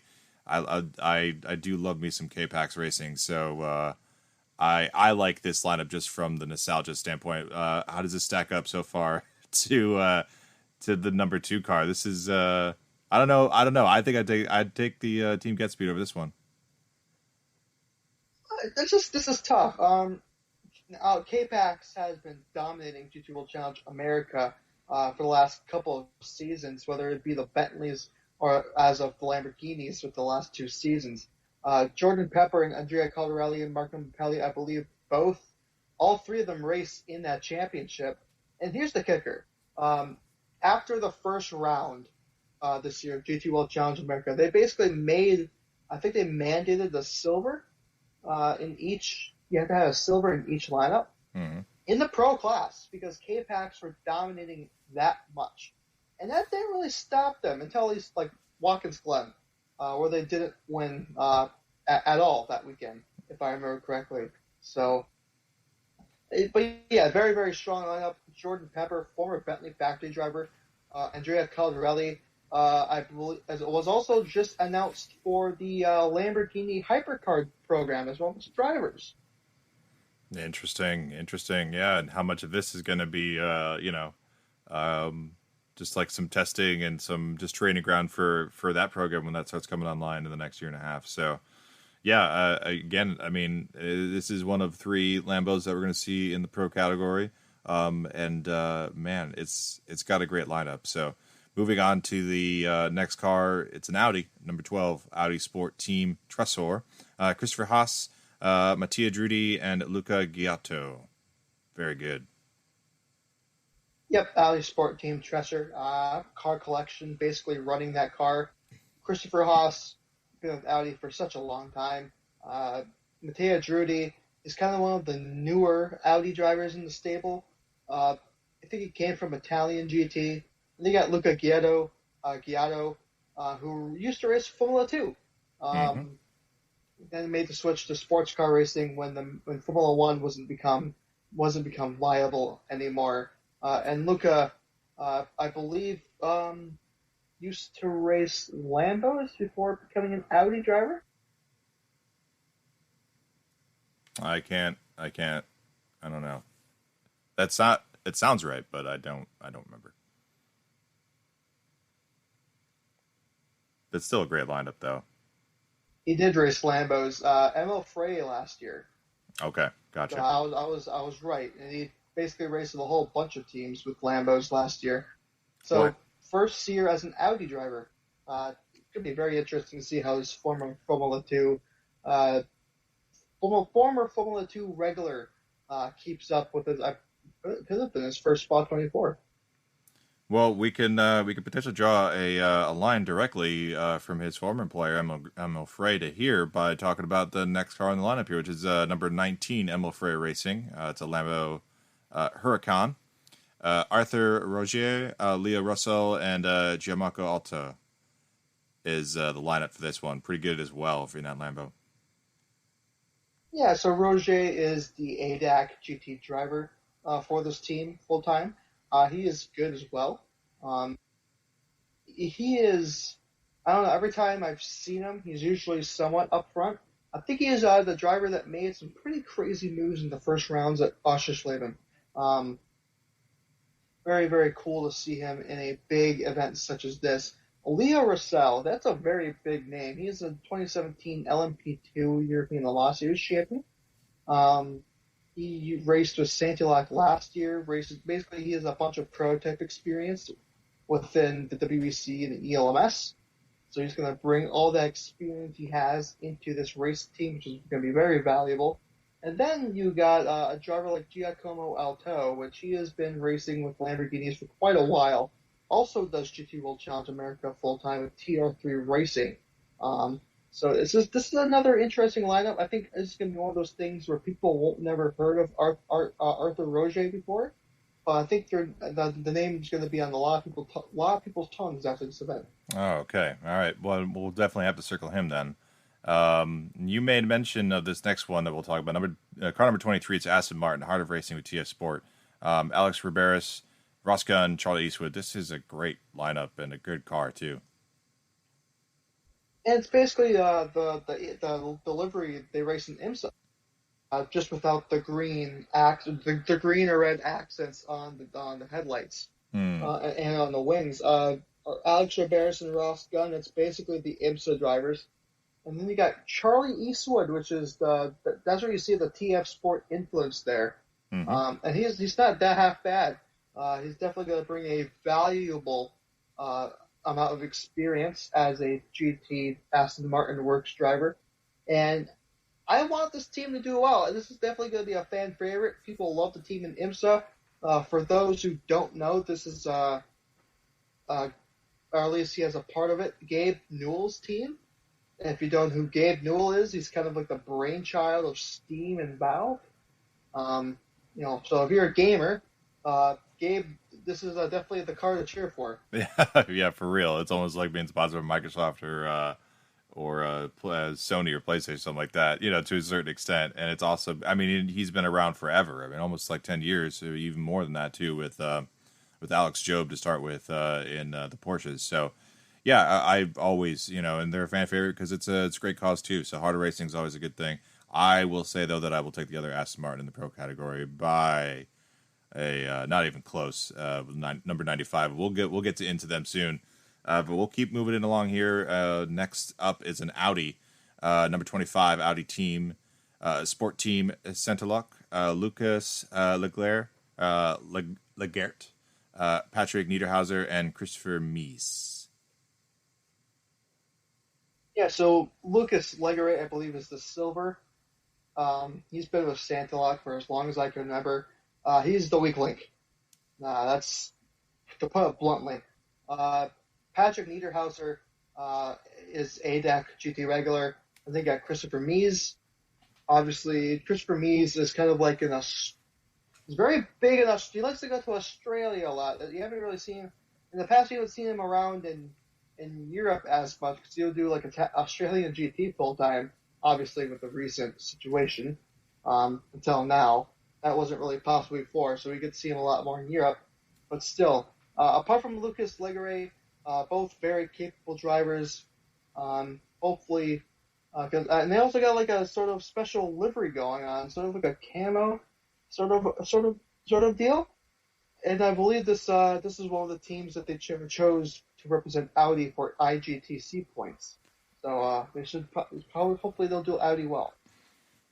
Yeah, decent lineup too. I hope this next one does well too for them. It's got a good lineup. Number 32 Audi Sport Team WRT, Dries Van Thor, Kevin van der Linde, and Charlie Wirtz driving an Audi R8 LMS. This is a great lineup.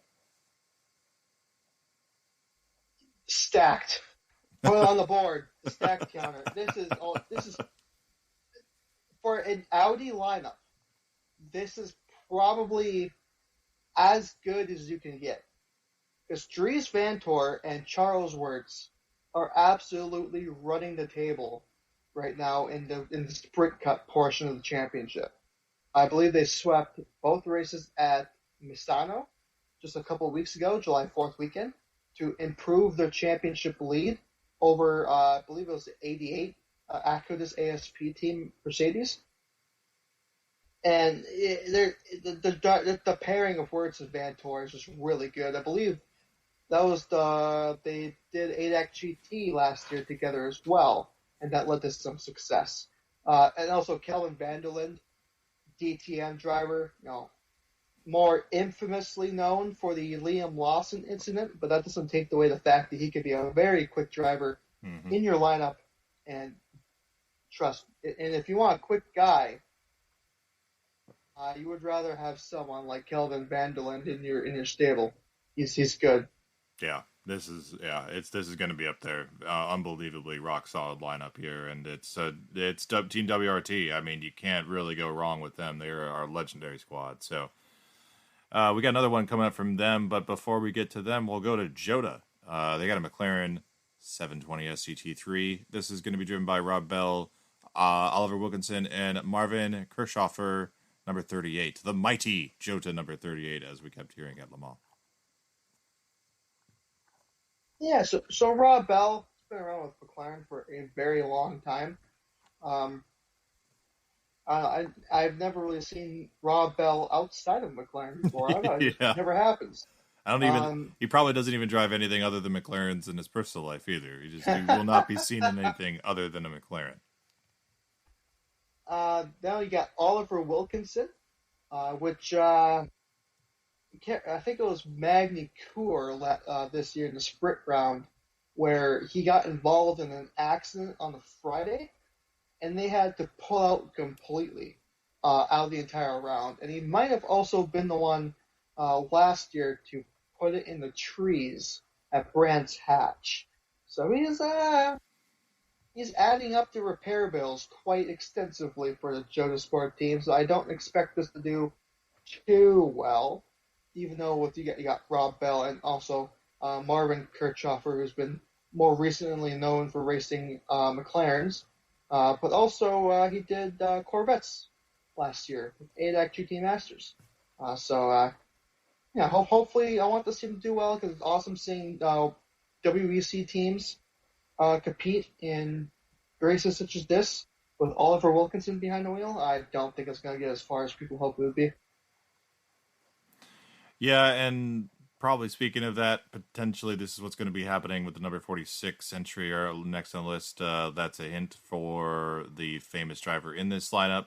It's an Audi Sport Team WRT Audi R8 LMS going to be operating this. His driver lineup is Frederick Vervisch, Nico Muller, and Valentino Rossi, a little known guy on a two-wheeler. Making his little bit more venture, a little dipping some more toes in four wheelers, and giving the Spot 24 a shot. How do you think this lineup's going to do, Chris?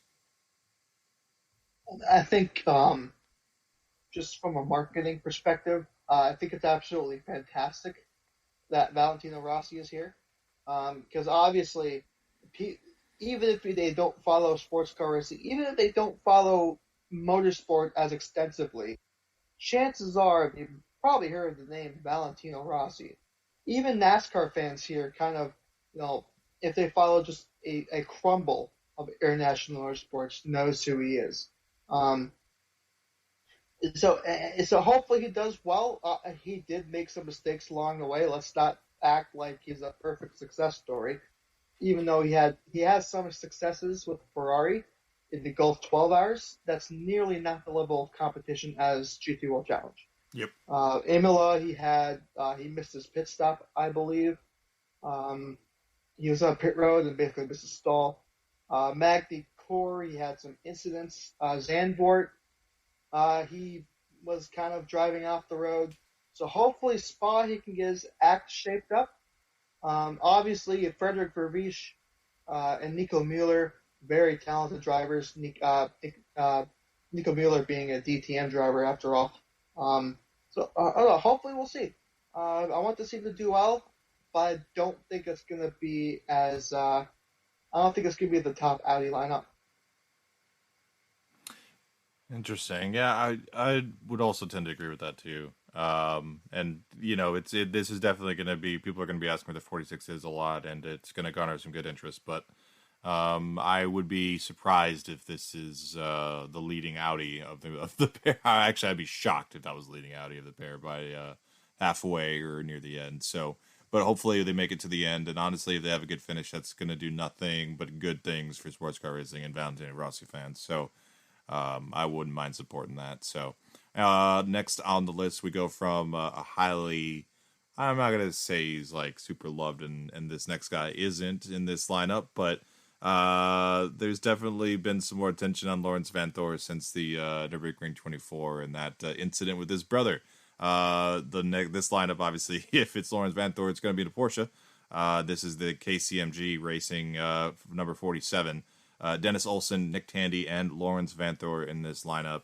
This is a pretty good Porsche lineup there, Chris. Yeah, KCMG obviously kind of dipping their toes. They've raced Nürburgring 24 early this year, some NLS rounds. Also Daytona with a very exciting finish, the Fat Porsche. I do have to say, I wonder if I wonder if they're going to do more IGTC races this year, because they didn't do Spa, Bathurst. And the next 2 rounds after this are going to be the Indianapolis 8-hour and the Kyalami 9-hour. And hopefully we see those races get enlightened by KCMG, because KCMG is just too good of a team to just not see race all the time. I really love this team. It's a great team, great lineup. KCMG have been around forever too. And yeah, we'll see how they do. Nick Tandy, former Porsche. Yeah, we didn't even talk about Nick Tandy. Yeah, Nick Tandy, Corvette driver. Obviously, there's no conflict of interest in this race, so he can still race for his old manufacturer. People are still wondering how Corvette won WEC Monza, that last stint where basically he kept up with them but saved fuel all the time. So yeah, Nick Tandy's riding a high too. So good to see him back in a Porsche. That's gonna be fun. Hopefully it'll be a lot better than their.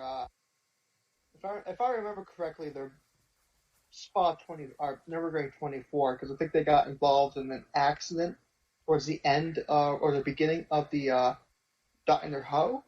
So hopefully they'll have much better luck this time around. Absolutely. You know what? Let's. Why don't you do the next one? Number 50 on this list. Car number 50, I should say. Yeah. So we'll have the number 50. The name on the entry list is going to say Rover Racing, but in reality, it's the BMW Junior team. Neil Verhagen, Max Hesse, and Daniel Harper. This is the same lineup verbatim that races in the Nürburgring 24 and the NLS rounds for the BMW Junior team. It's a dark blue. I think it's a Deutsche Bank sponsorship. I could be wrong on that, but it's definitely a dark blue base.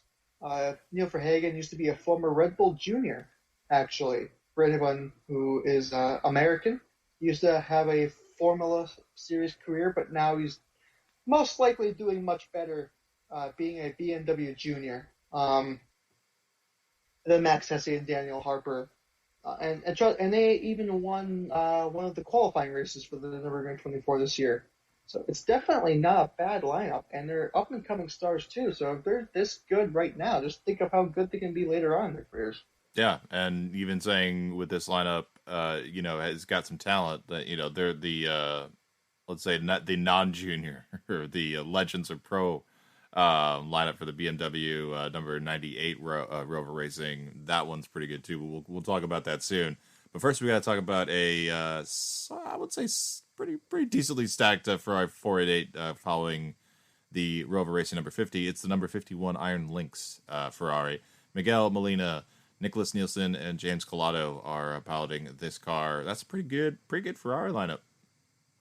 And they got one of the former winners, reigning winners actually from last year's Spa 24, Nicholas Nielsen, in that car. He was very impressive last year. Obviously, Miguel Molina, he can't be not within the conversation as well. James Collado, I'm going to say it, he's the weaker of this driver lineup, in my opinion. Wow. Yeah, I said it. And that's not necessarily that he's terrible or anything like that either, but yeah. I don't know, and plus, if you don't know the meme by now, usually if someone complains about BOP, it's usually him. So it kind of sours a lot of people's opinions. Collado BOPO. Gotcha. Well, you know what? We've got another Iron Lynx to dive into, and likewise with the few other ones that I've been talking about earlier, that one looks even better than this one. So, but yeah, the decent lineup here for Iron Lynx. But like I said, I like the other one better. We'll talk about that soon. Number 54. This is a Porsche 911. Dynamic Motorsport. Klaus Bachler, Colm Legalar, and Thomas Prenning. Pretty quick. Yep. So the original lineup was going to be Klaus Bachler, Como Ledegar, and Matteo Caroli, but unfortunately Caroli came down with a little case of COVID. So unfortunately can't participate and got replaced by Thomas Preining, which is a Team 75 Bernard driver for DTM. Won a race at the Nordstring earlier this year. Yep. Very good driver. Como Ledegar was also part of the winning team last year for the Spa 24 in the Ferrari. So he's Como Ledegar, I know, he likes to switch around manufacturers a lot. He does a lot of Porsche. He did a lot of Porsche Carrera Cup stuff back a few years back. He won the GT World Challenge Championship years ago with Shane Van Gisbergen and maybe Rob Bell. I can't remember the third guy's name with McLaren. And then he does Porsche stuff and Ferrari stuff. He's kind of a jack of all manufacturers, isn't he? Mm-hmm. Then we got Klaus Bachler, which he has been with Dynamic for at least the last couple of years now, being part of a couple of their winning races in the past at Monza and the Nürburgring. So yeah, this is, I think, could be a very strong contender for the Porsche team. Obviously, we've only been through, 2 Porsches so far in the pro lineup. And that's KCMG. So I hope, but we'll have to see. I mean, Porsche is definitely not letting any stones go unturned in their chances of a win here. They always seem to do that too, and most of the driver lineups, if there is some weaker thing, like a weaker spot within it, there's almost a reason for it, and the other lineups make up for it or something like that. This is solid. I mean, looking at some of the other ones that we're going to be talking about, I might pick those more, but honestly, if they weren't there, this is a fantastic lineup for what we've already looked at from the other manufacturers. So, like you said, Porsche just knowing how to pair drivers, I think, to the fullest, and we haven't even gotten to their best drivers yet. So next on the list is a Mercedes AMG GT3. This is a fantastic Mercedes number 55 AMG team, Group M Racing, Maro Engel, Mikko Greiner, and Maximilian Buch. Yeah, it's nice to see Group M come back into international endurance racing. They have the DTM team that Maro Engel currently competes with. Mikhail Grenier is actually, at least for the past couple of races, he's usually seen the Sun Energy 1. So nice to see him in a full pro class. I think he is a pretty competent driver, in my opinion. And then you got Maximilian Buch, another Maximilian who's very good in the Mercedes GT3 car.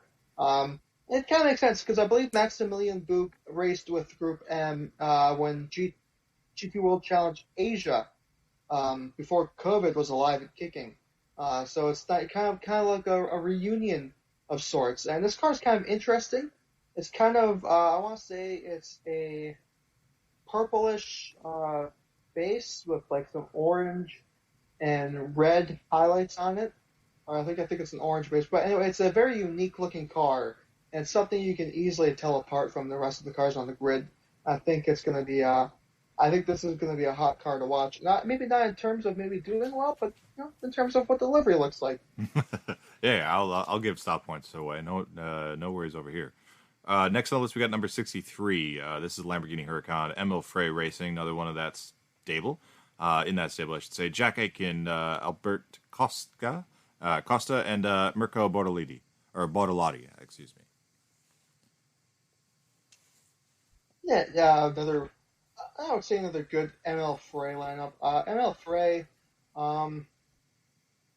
trying to think here. One of the Jack Aitken races for their ADAC GT team full time. This is actually the full season lineup for their GT World Challenge Endurance Cup efforts as well. Albert Costa, he's been with this team for a little bit, I would say.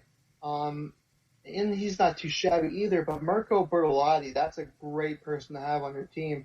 He's also the other driver that got named by Lamborghini for their hypercar program just a week or so ago. So I would say this is probably the strongest ML Frey lineup we have. That's not a bad claim to make.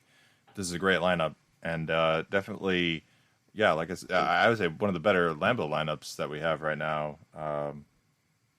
Well, last one we were going to be talking about, but it's definitely up there for the pro category.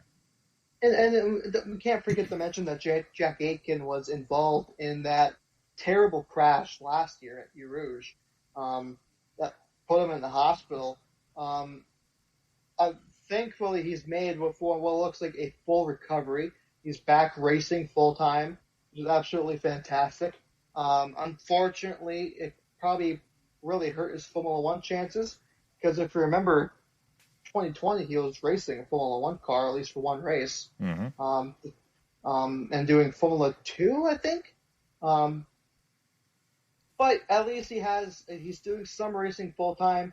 It's not Formula One, but I think he's being paid, and that's all that matters in the world of racing. If you're getting paid doing what you love, it's not exactly it's better than a bad day at the office, isn't it? 100%. Um, and we're gonna have to wait and see how this car does. Next car on the lineup is a Tempto Racing. It's the 66 car. You got Ricardo Feller, last year's ADAC GT Masters champion. Marcus Winkelhock. You can't break the Winkelhock. Antonio Fuoco. Oh, I mean, Dennis Marshall. I was reading wrong. Dennis Marshall. Interesting. Ricardo Feller is definitely if you're comparing to recent results, I would say that it's the strongest because the dudes are very quick. Bathurst 12 hour really proved that. I think he might have got pole or he got very close to it. But I think Ricardo Feller's in the car, he's going to be the one to watch, especially in the timing screen because he can light up those lap times. Definitely, I need to take note of him for sure. And again, like this is another very solid Audi lineup. Maybe not the best that I would say, but it's definitely capable of finishing up there. And hey, who knows? Next up let's see, we got another Ferrari up on the list. The last Ferrari we're going to talk about today, number 71, Iron Lynx. This is Davide Rigon, Daniel Serra, and Antonio Fuoco. This is a fantastically solid lineup. Holy crap! And David Dragon, I believe, does of course, the WC team. Daniel Serra as well. Antonio Fuoco is a guy that's he's a little bit aggressive, isn't he? Because he if you remember, he did win the Spot 24 with Chittelar Racing, but he went on the inside, I believe, of a BMW. I can't remember which BMW it was in Sebring, but he kind of took out the BMW. But then he still won even after, I believe, even before that he crashed in turn one and had some wing damage. But Antonio Fuoco is a beast behind the wheel and basically made up all those spots in Sebring. And Daniel Serra, of course, been with Ferrari for a very long time now. David Ragan, the words can't speak how much he's good in Ferraris. I'm going to say this. I don't know. I think this might be the strongest Ferrari lineup we have. Yeah, I would. I think you could make an argument with the 51, but I would say this is my pick for Ferrari's best. So, yeah, the lineup for this one especially, like they're just fantastic. Yeah, Fuoco's definitely got some aggression, but they're all just so bloody quick. So I like this a lot, and we'll see how Iron Lynx does. Number 74 is up next. EMA Motorsport. It's a Porsche 911. Matt Campbell driving with Matteo Jaminet and Philippe Nazar. This is a fantastic lineup too, and it's in a Porsche. Go figure. And for those who don't remember, this is the same team that had a McLaren a couple years back. It's an Australian team, and I can't remember who the car is actually being ran by. But yeah, Matt Campbell and Matteo Jaminet, both absolutely fantastic Porsche drivers. Then obviously the new guy added the staple, Felipe Nasr. Some people are saying because EMA Motorsport's not really a household name in sports car racing. Nobody really knows what it is. They usually keep themselves in Porsche Career Cup Australia, but then they're making a huge move over the Spa with this Porsche, and it's probably the strongest Porsche lineup we have. Ooh, Potentially. I ooh, mean, Gemini and Campbell are really good. yes. And Oh yeah, I. Felipe Nasser proves that he can be a good one behind the wheel as well. It's either this or the 221 or the 22-1, but we'll talk about that coming Oh, up. yeah, I completely forgot about that. Yeah, yeah. I was just like, man, I don't Strongest know. Porsche lineup so far. So far, that's what I'm saying. I was like, this, but it's close, and that's what I'm saying. Like, just looking at this lineup, and I'm like, we haven't even talked about GPX yet, and this is one that you could easily make a claim if GPX wasn't, involved. That this is easily the best lineup, for Porsche, and if not, one of the better lineups for the race. But yeah, this is solid. I mean, one of the better Porsches, which is again crazy for me to say because we got other makes, we got other teams and whatnot, but these Porsches really know how to stack their lineups really well. So, but yeah, let's move on and we'll get to those other ones. Mercedes AMG TT3 number 88. This is the AMG team. Akotis ASP Racing. Rafael Marcello, Daniel Juncadella, and Jules Gagnon driving that Mercedes. This is a pretty good one. Chris, how does this fare against the other two Mercedes? I'd probably take the 55, maybe. Uh, Or no, I'd probably take the two. no, honestly, I would choose the 88. Marcello is a god in a Mercedes. Sprint Cup proves that. I believe, trying to think here. In Sprint Cup, I know ASP is kind of chasing Audi for the championship. Marcello and Gunan are in different cars because I think you have to have a platinum and a gold for the driver lamp in that championship.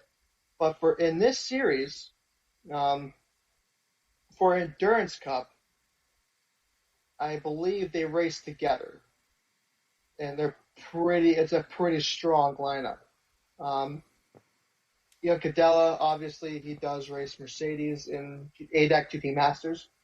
Um, Gunan, he's a god in anything he touches. Because Yeah, he yes. also used to race Bentleys as well as Corvettes, I think, in ADAC.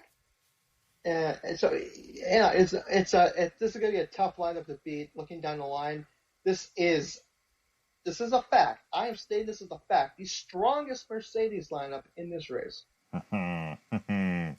Yeah, man, it is looking at the 55 and 2. That is something to say too. But you know what? You make a great case for it. I don't know if you've convinced me fully yet, but those like the Mercedes and the Porsches and that Ferrari too, like they've got some like holy crap moments with some of their lineups. So yeah, you know what? I can buy it. Number 88 is going to be up there. Um, we've got four more, Chris. 90. The number 95 is up next. This is Aston Martin Vantage AMR. Beach Dean AMR Racing, Maxime Martin, Marco Sorensen, and Nicky Team. Uh, what could you possibly say with that lineup there, Chris? Wow. They're all right. Maxime Martin is racing with Heart of Racing in IMSA in GTD. I believe they got a win, I want to say. And they got Marco Sorensen and Nicky Team making up the day train. Nicky Team actually was racing Lamborghinis earlier this year in DTM until some sponsor trouble hit, and now he's not racing DTM anymore. Hmm. And Definitely one of the stronger Aston lineups. I do want Heart of Racing to do well because American bias, but I don't know. It's nice to see sort of a WEC-esque driver lineup because you would probably see this in WEC. mm-hmm. Actually, I believe this was a WEC driver lineup, wasn't it? Yes, it was. I was just Yeah, about to mention that too. It is a very familiar driver lineup if for any of you WEC or Le Mans fans for sure. yeah. So we'll have to wait and see how Beach Dean Asset Martin Racing comes along. Obviously, with free practice, just how long is it? About Fi 7 hours away. Yeah, I was gonna say it's We're either gonna see. We're five or gonna six see. hours. It's gonna be close. Yeah, Next up is Rover Racing, the real Rover Racing, number 98. You have Augusto Farfus, Nicholas Galilee, Nicky Katzberg. Great lineup. Great BMW lineup too. Just a bunch of BMW good guys. What about Nicholas? Tell me a little bit more about him. He used to race, I believe, some Porsche Cup back in the day. He's also the Aston Martin test driver, I think, or the sim racing driver for their Formula One program. Um, but yeah, Yellowly, I can't. He used to race. I know he raced Porsche Cups before, and now he is with the BMW program. Final two, we've got our Porsches. I'll let you take the final one because that one's definitely gonna. It's gonna be a looker itself. I'll take this one. This is the car number 100, Porsche 911 GT3, Talk Sport WRT. Julian Andlauer, Marvin Dienst, and Sven Muller. Solid lineup. Yeah, it's very solid. Talksport making their GT3 debut last year. For anyone who doesn't know, Talksport's mainly a rally team. Hence the WRT. It stands for World Rally Team, as they have a bunch of Rally 2 cars that compete with that goes along with the World Rally Championship. Julian Andlauer, very good shout. Marvin Dienst, I think, is just a Talksport guy in general because he races for Talksport in Prototype Cup Germany, and does a pretty good job doing it. I think he's leading the championship in that one. And then you got Sven Mueller, who has been around Porsche for a long time. Very sturdy lineup. It's kind of this. It kind of looks cool. It's kind of like a grayish, a grayish to black livery on the car. So it's going to be interesting to see how it does. Although the next one's the talk of the town. Yeah, that's why I wanted to let you take that one. Yeah, number 221, the final car on the Angeles GPX Martini Racing, Kevin Estra, Michael Christensen, and Richard Bleets. That's a WEC lineup. Yep, that one too, exactly the same. And for those who haven't seen the pics yet, please do so. It's a very retro livery. They got the 221 and sort of like old, and like if you look at old pictures of sports cars, they'll have basically a circle with a white background on it, and then they'll put the number there. That's what they have for the Porsche on the front and back of the car. Very, very awesome, unique retro look, and of course, it's Martini colors. Although they can't have, I think there's Martini in the car. No, they got Martini. Yeah, okay. They got Martini. They got France rules for a second. Oh yeah, where they can't. Yeah, no, they're cool here. It's an awesome livery. It's very awesome, and it's definitely one of the big contenders. Yeah, might as well slap that livery on something that probably might have a good shot to win, and this one is definitely going to be up there. Well, you know what? Because we ended on this one, and we've done with all the other categories, Kris, let's try to find the top three, or give me three cars that you expect to potentially have or a good shot to win here. Because I think you could probably make a case for half of these cars to really maybe see themselves at the front. But who do you think? Like what are the three entries here that you could see easily being at the front? No questions asked. 88, 71, 6. Okay. So we got a Lambo, Mercedes, and a Ferrari. Mm-hmm. Okay. Now, honestly, that's like you can't go wrong there. And then and what is even crazy is that just the immediate reaction to that is just like I can think about 4 or 5 other ones of like, okay, well then why not this one?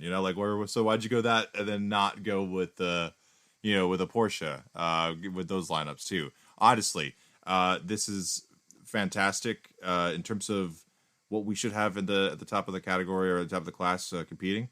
And I mean, hopefully we don't have too many mechanical gremlins or anything like that, so we get as many I don't know, as many cars as I would say at the front or competing at the front as we possibly can. So honestly, it should be a really good race. Kris, you have any other info for us before we head out? Yeah, so track action racing starts on Friday with support series. So we got a lot of racing. So you got the French Formula 4 Championship, which will be on the FFSA Academy YouTube or Facebook pages. Formula Regional European Championship, which those will be streamed on their YouTube page. GT World will, or Super Trofeo, will have the Lamborghini Super Trofeo Europe races. And then GT World should have the GT4 European Series, which has about like 55 entries. Very, very strong lineup. But the biggest talk of the town for support races is definitely the historic car race. I think it's called the SRO GT 30th Anniversary sort of thing. Let's walk through some of the cars during it. They're racing. 2 60-minute races. Aston Martin DBR9. The sounds.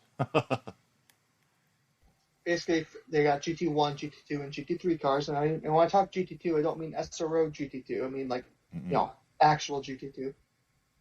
Vantage GT3 2012. Then they have 2013, 2014 Audi R8 LMSs. A Lamborghini Murcielagos. Porsche 996 GT3. Maserati MC12. There's like 3 of them. There's like 3. A Dodge Viper, a 2011 Mercedes-Benz GT3 car, 2013 Gallardo, 2010 Chevrolet Corvette, a Ferrari F430, and there's like 28 cars in total, and it's just a great variety of cars. So if you're no matter where you are in the world, if you have time, definitely check out this event if you're a fan of historic GT racing. Yeah, I mean, even just from the buzz beforehand, even a lot of the writers and journalists too that are just buzzing about this, and I mean, for good reason. It's a lot of just really classic cars, great sounds. Really, just brings back a lot of good memories of early noughts racing or Spa 24 racing at the Spa Francorchamps. So definitely going to be a cool addition to see. And if I can't catch it live, I'll be watching the replays for sure. And then for the main race, live Ferrari. For the main race, the full coverage should be found on the GT World YouTube channel. Fingers crossed, it's free worldwide. Unfortunately, since it's the biggest race on the calendar, some TV right, shenanigans could come to factor. So unfortunately for Americans, be on the lookout. If you don't see the live stream come race day on YouTube, unfortunately, Motor Trend Plus would have the race, and you can get a free trial for it. It's just sucky that you can't just go to YouTube to watch it. That's the case, but as of right now, it's on YouTube. And nice thing with that too is, it's annoying to have to pay the subscription, but it's not a crazy amount either if you want to do it that route too. But yeah, fingers crossed that we don't have to worry too much about that, and we got some open streaming availability for you all and ourselves. So stuff that we might not have mentioned too before, because the music's playing, the edited music is playing to get us out of here, but. There's some extra quick rules and stuff like that in terms of pit stops. Nürburgring's a little bit similar to that too. So if you do see cars in pits and that kind of stuff, don't expect it to be like IMSA or WC where they're going immediately as soon as the car drops. So there is some of that still at play here, but for the most part, it's a pretty typical 24-hour race. But you'll just see that the excitement is ramped up to 11 pretty much from the drop of the flag all the way to 24 hours. So. I'm unbelievably excited. Kris, you have any last thoughts for us as we get ready for this endurance classic here in 2022? I think that'd be it. We're in for a very exciting race. Lots of great driver lineups and teams to see how they do, and hopefully we just don't see a bunch of hope we see a lot of green flag racing. Yeah, that's all we hope for. Yeah, we've had quite a number of accidents the last few years. It would be nice to get through one without a serious one where somebody's not in the hospital. So, fingers crossed with that, and obviously with the new track changes, hopefully that'll make it a little bit more safer. So, on behalf of everybody here at Endurance Chat, Kris, yourself as well, this is Cookie Monster Fell Austin. Enjoy the race, guys. Enjoy Spot 24. We'll be back to start talking about other stuff in the next couple of weeks, but stay tuned and have fun. 干